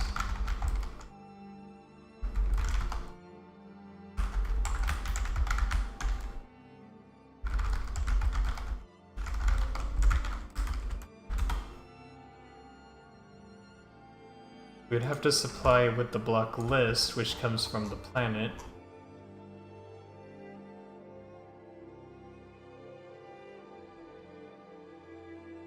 I could probably just apply it like this, honestly.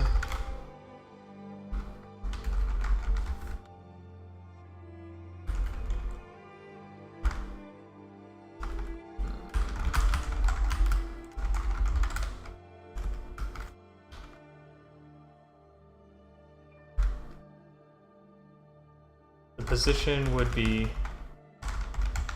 checkblock.xPosition plus I multiplied by the size of a block.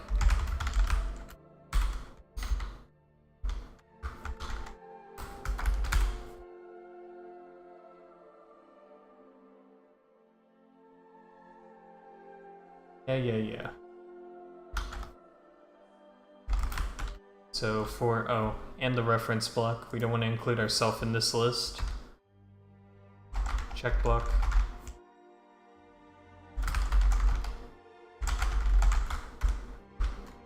Block B in block list. If B is not equal to check block, and the X position is equal to the X position we are checking for, then yes, it does exist. Return true, otherwise return false.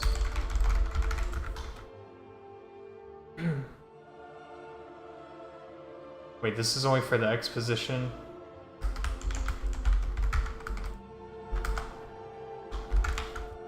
Y position, which would be just our Y position for now.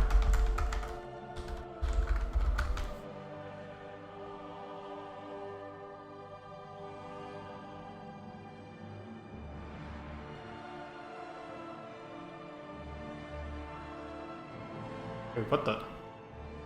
I flipped those two.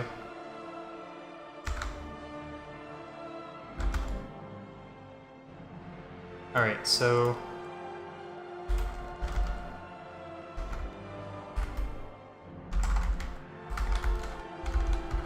actually, we'll just count the list.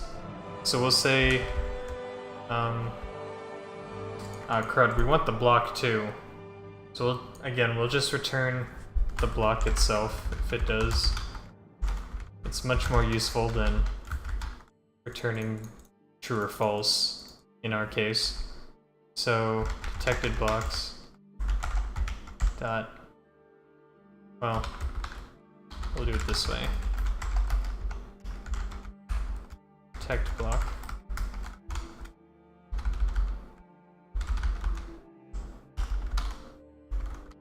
Oh my goodness. Detect block equals. Check if that's not equal to null, and if it isn't, we'll add it to our list.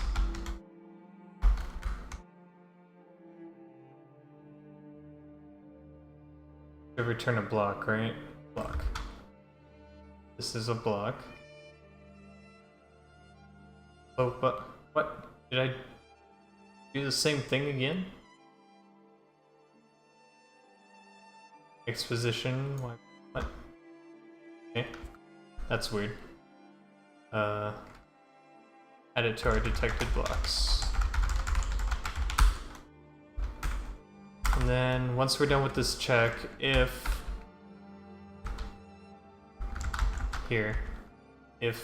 detected blocks dot size is greater than or equal to 2, we have 3 blocks next to each other, which means we now can do fun stuff. Well, we can return true now because we have a match found. Yes. And we have the blocks inside that we're matching in there. Well, we don't want to return true yet. We just don't clear it. So if we only have one block, we do clear the list because it's not matching. And then we check vertical, because it could be horizontal and vertical match at the same time. So we need to keep those blocks. So let's just say less than or equal to 1. Clear it. Cannot find 2 or more matching blocks. Clearing this list. And then do the same for the other side. Except for the Y direction.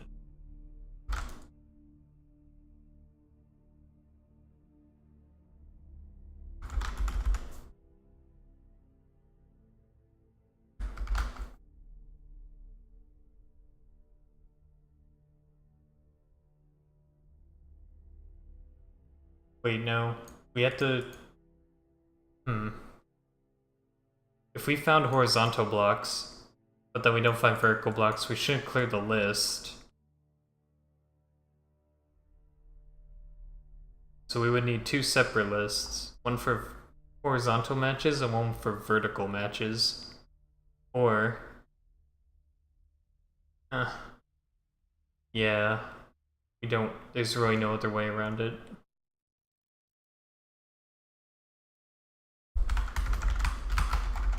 Horizontal matches and vertical matches.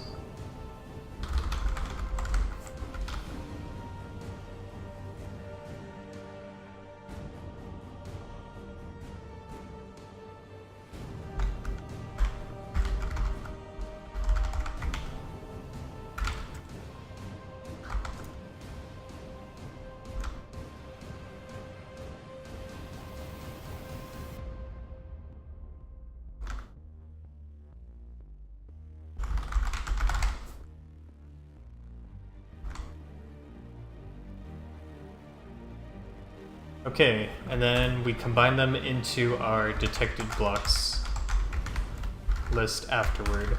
Add all horizontal matches and add all vertical matches. And that'll give us a list of all the blocks we matched. So once that happens, all we're gonna do is ignite those blocks for now. That's all I want to do. Later we can do more fancier things, like actual block groups and stuff, but for now we'll just do this. Just to see visually that it's working.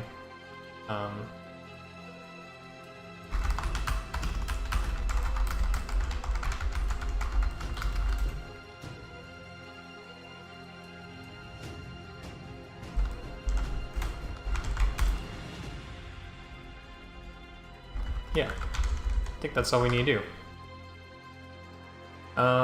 Unfortunately, it's actually very hard to get it to match 3 blocks in a row right now, with 4 different colors, and without the ability for us to move the blocks around. So I'm actually just going to reduce the number of colors that spawn right now to 2, and we should be able to see it, hopefully, within a little bit.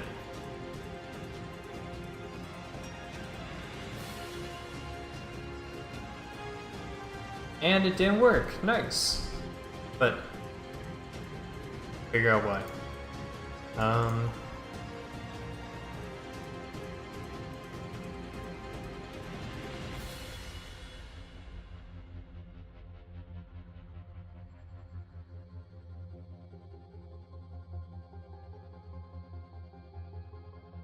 So this should be running, block landed, because I know these 2 stop it on the ground, so I know it's gonna at least go into here. Into I is 1, I is greater than or equal to -1. The logic looks correct. Let's see. Returning false. Oh, nice. Good one, Sig. Return detected blocks. Depth size is greater than or equal to 2. Actually, that's kind of weird. I don't even know why I'm returning.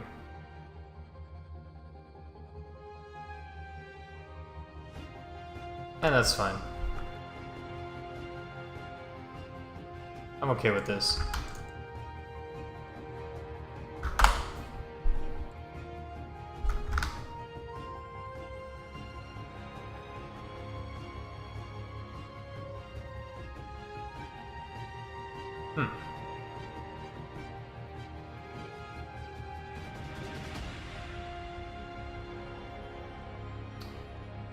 I forgot to modify itself.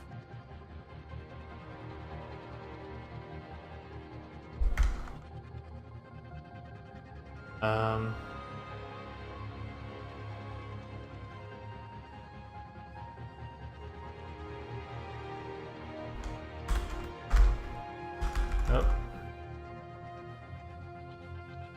Match found include us in the mesh blocks. It also didn't work vertically for some reason. Or maybe I'm just...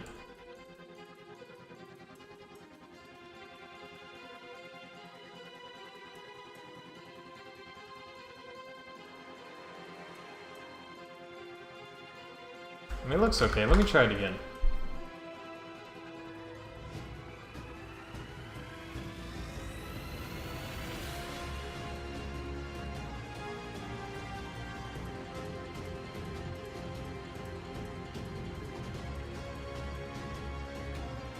I didn't check if they matched colors, but it did, well, so the verticals aren't working. You know that much. Let's see.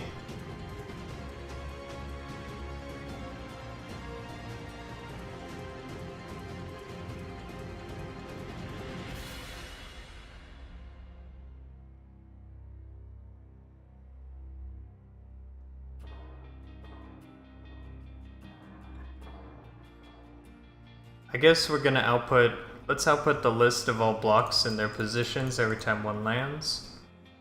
So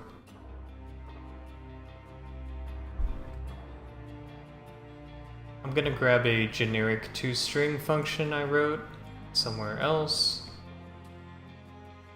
Nope. How about here? Nope. Dang it.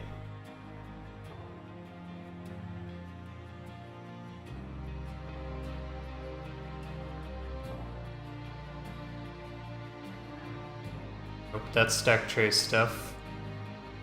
Here we go, toString. You, this, then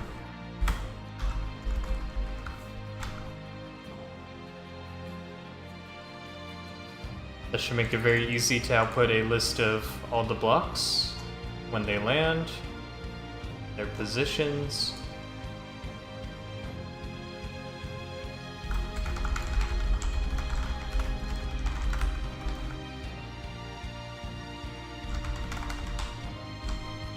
Actually, not here. Here.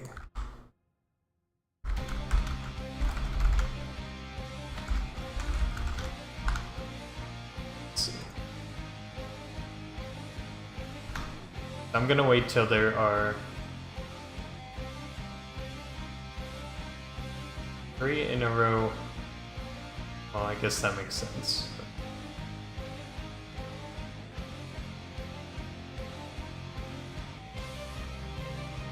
We actually include the ones that don't ignite, and I need to match color.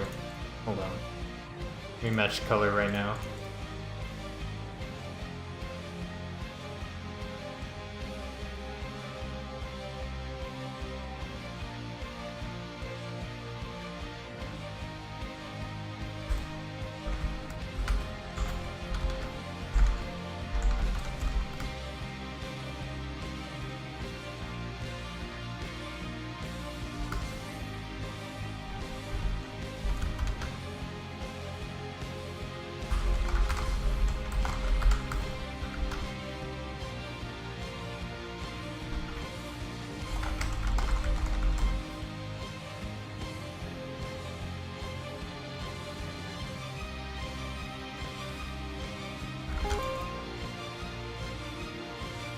I mean, I could, yes, but at that point I would just take everything from the check block. I might just keep it. Yeah, that method is pretty badly written. I would probably make it more generic in the future. Probably a good idea too.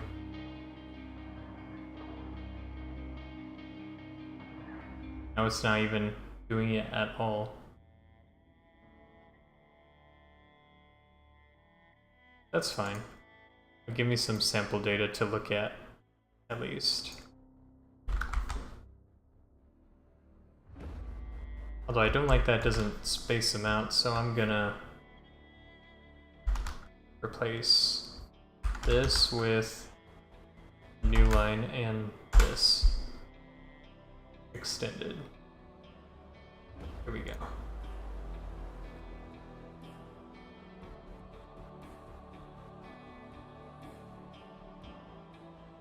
Wait, it just says block. Oh wait. Well, yeah, it's storing another block, but I kind of wanted it to show that block though, because that's.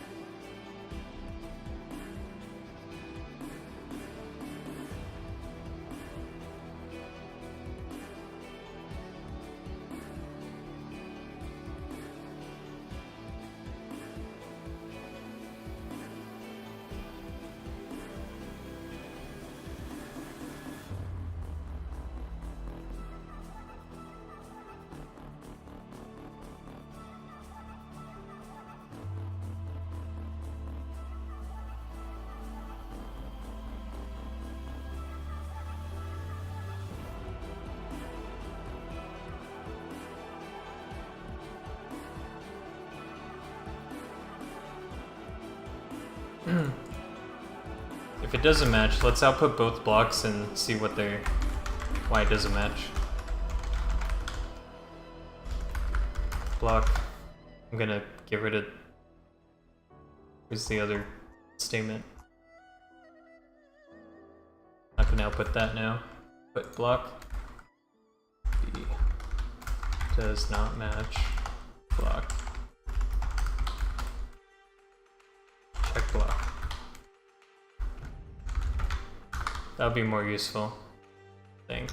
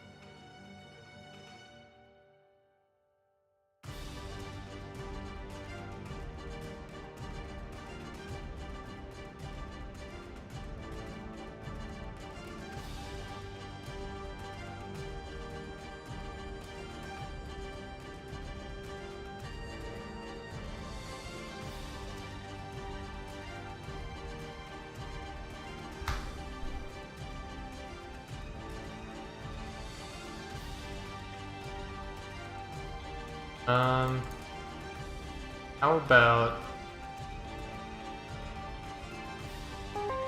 filter it down a bit more?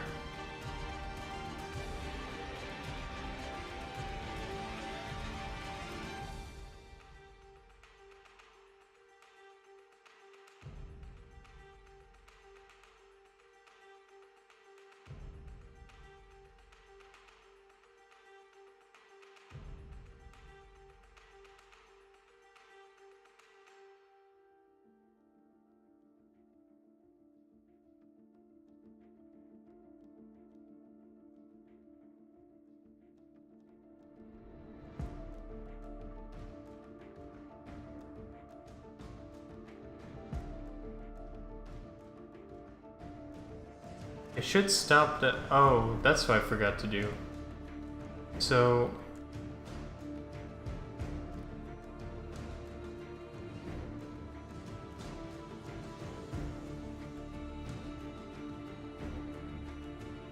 Let me think about this for a second. We're checking one block.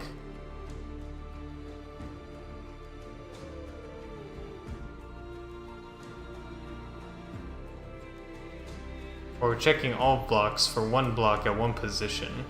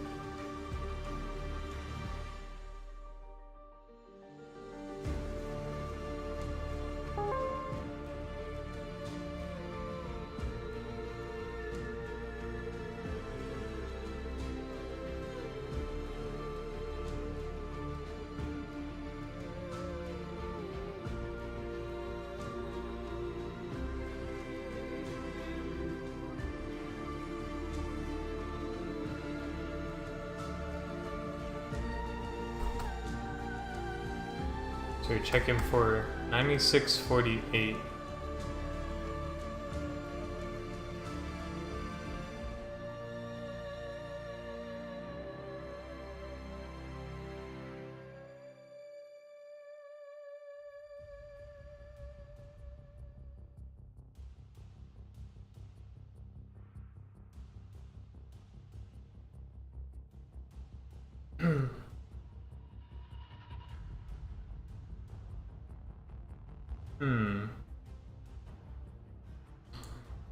Let's only output this if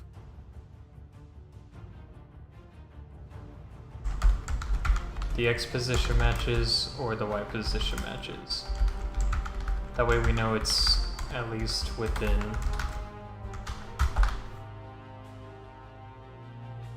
those two boundaries.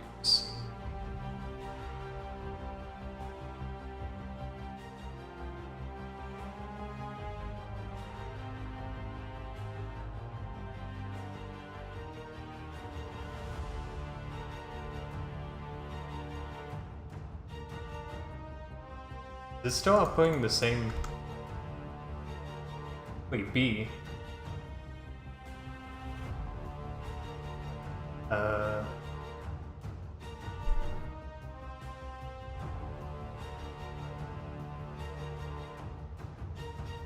I see. The check block is not gonna be...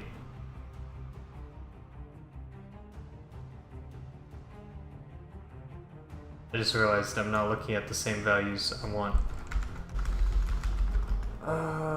Let's do this then.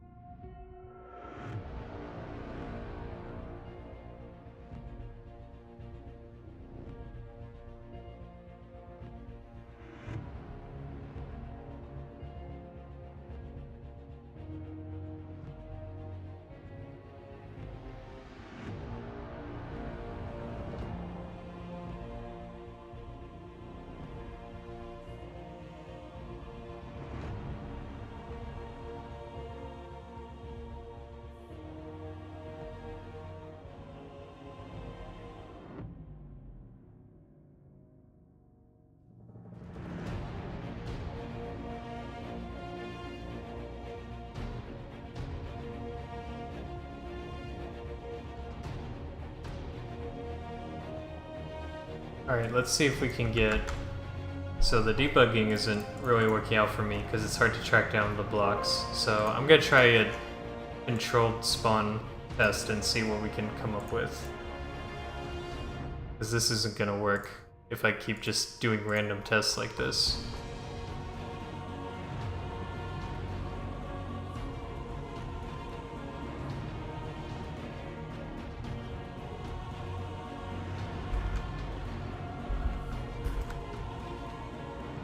So let's just try 3 blocks in 1 column.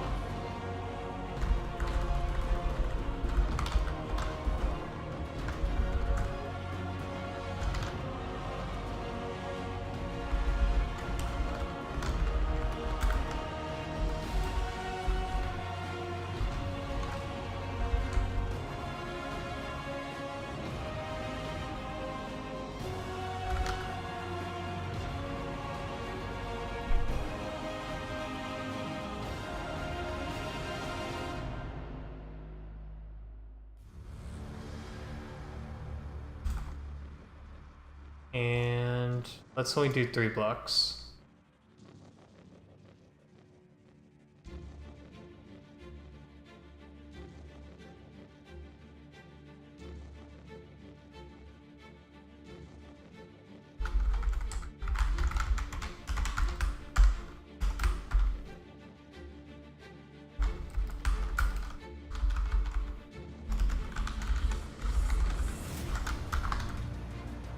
That should only be 3 blocks. Oh, stop!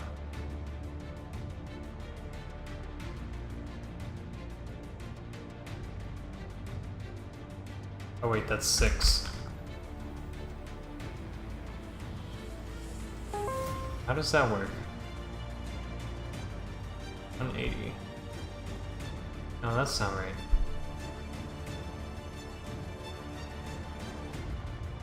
The heck? Oh, I keep saying frames pass back to 0. I just realized that.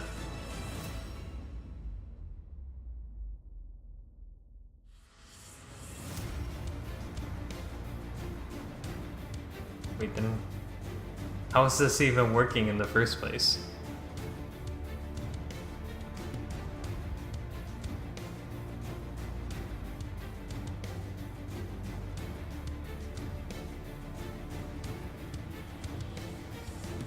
Oh, I see, you're right. We're not checking, so...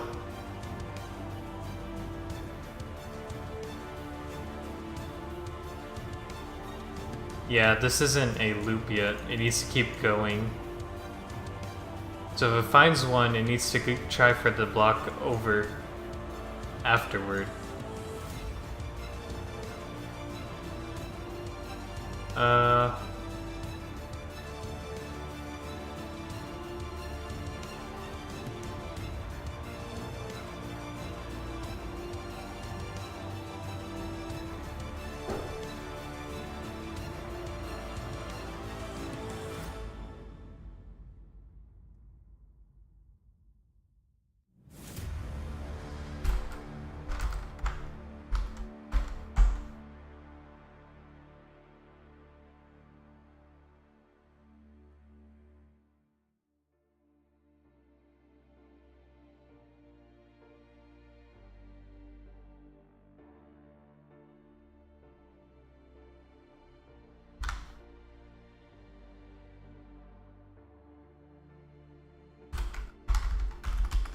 While this is not equal to null.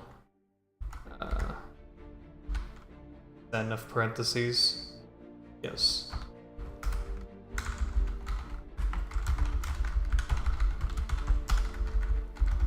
Do this. J is increased by the sign of this multiplied by 1. Wait, no, that's not what I want.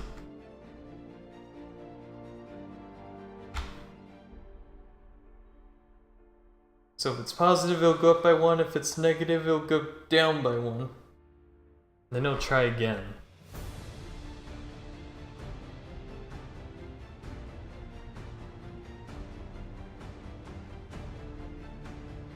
I believe that does what I want.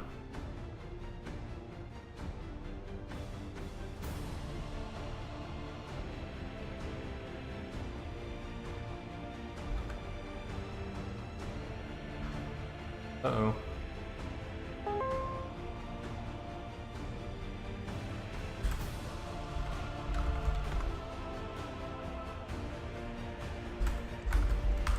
Change the eye times in the wild, though. That'll be... oh.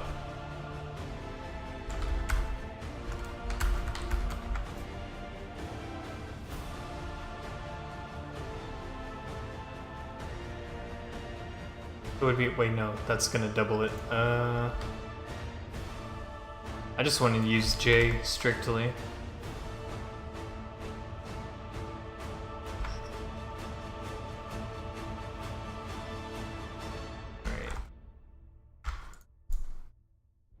Yes.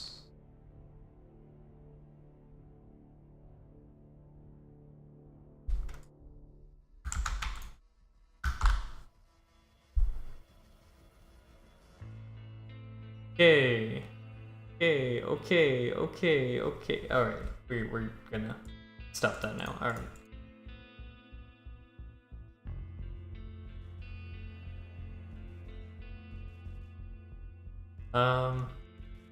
Change the colors. Colors should become ignited, so it doesn't match other ignited blocks while being the original color. So it should be 3 at a time. Alright, back to randomness. Hey, I appreciate the help. Just had to think about that for a while. Once you worded it that way, it all made sense all of a sudden.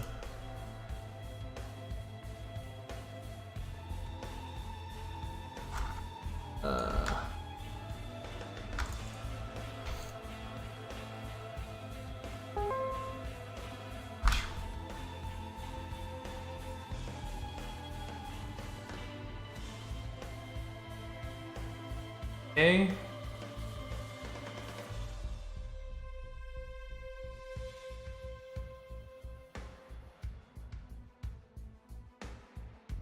Excellent. Alright, I think we have something we can work with here. Alright, so this is a good start. Still have a lot of work to do. The harder part now comes. What I'll be working on, it's probably gonna be next time because I need to go get food. Pretty hungry, but the next time I work on this is going to be a harder thing where I'm gonna have to group all the blocks into different groups. When they get launched into the air, I'm gonna have to do collisions in midair for blocks that are falling onto the stack that is rising. And additionally, all the blocks in the launched group have to maintain the same amount of speed. So that's going to be quite a bit more challenging. But I'll be working on that next time. That's gonna be fun. I think that's gonna be what I tackle. But for those of you that tuned in, thanks for watching. Hope you enjoyed. I appreciate the help chosen, Derek. Thanks again for helping me realize what I did not do right. Take care, everyone. Need to get food.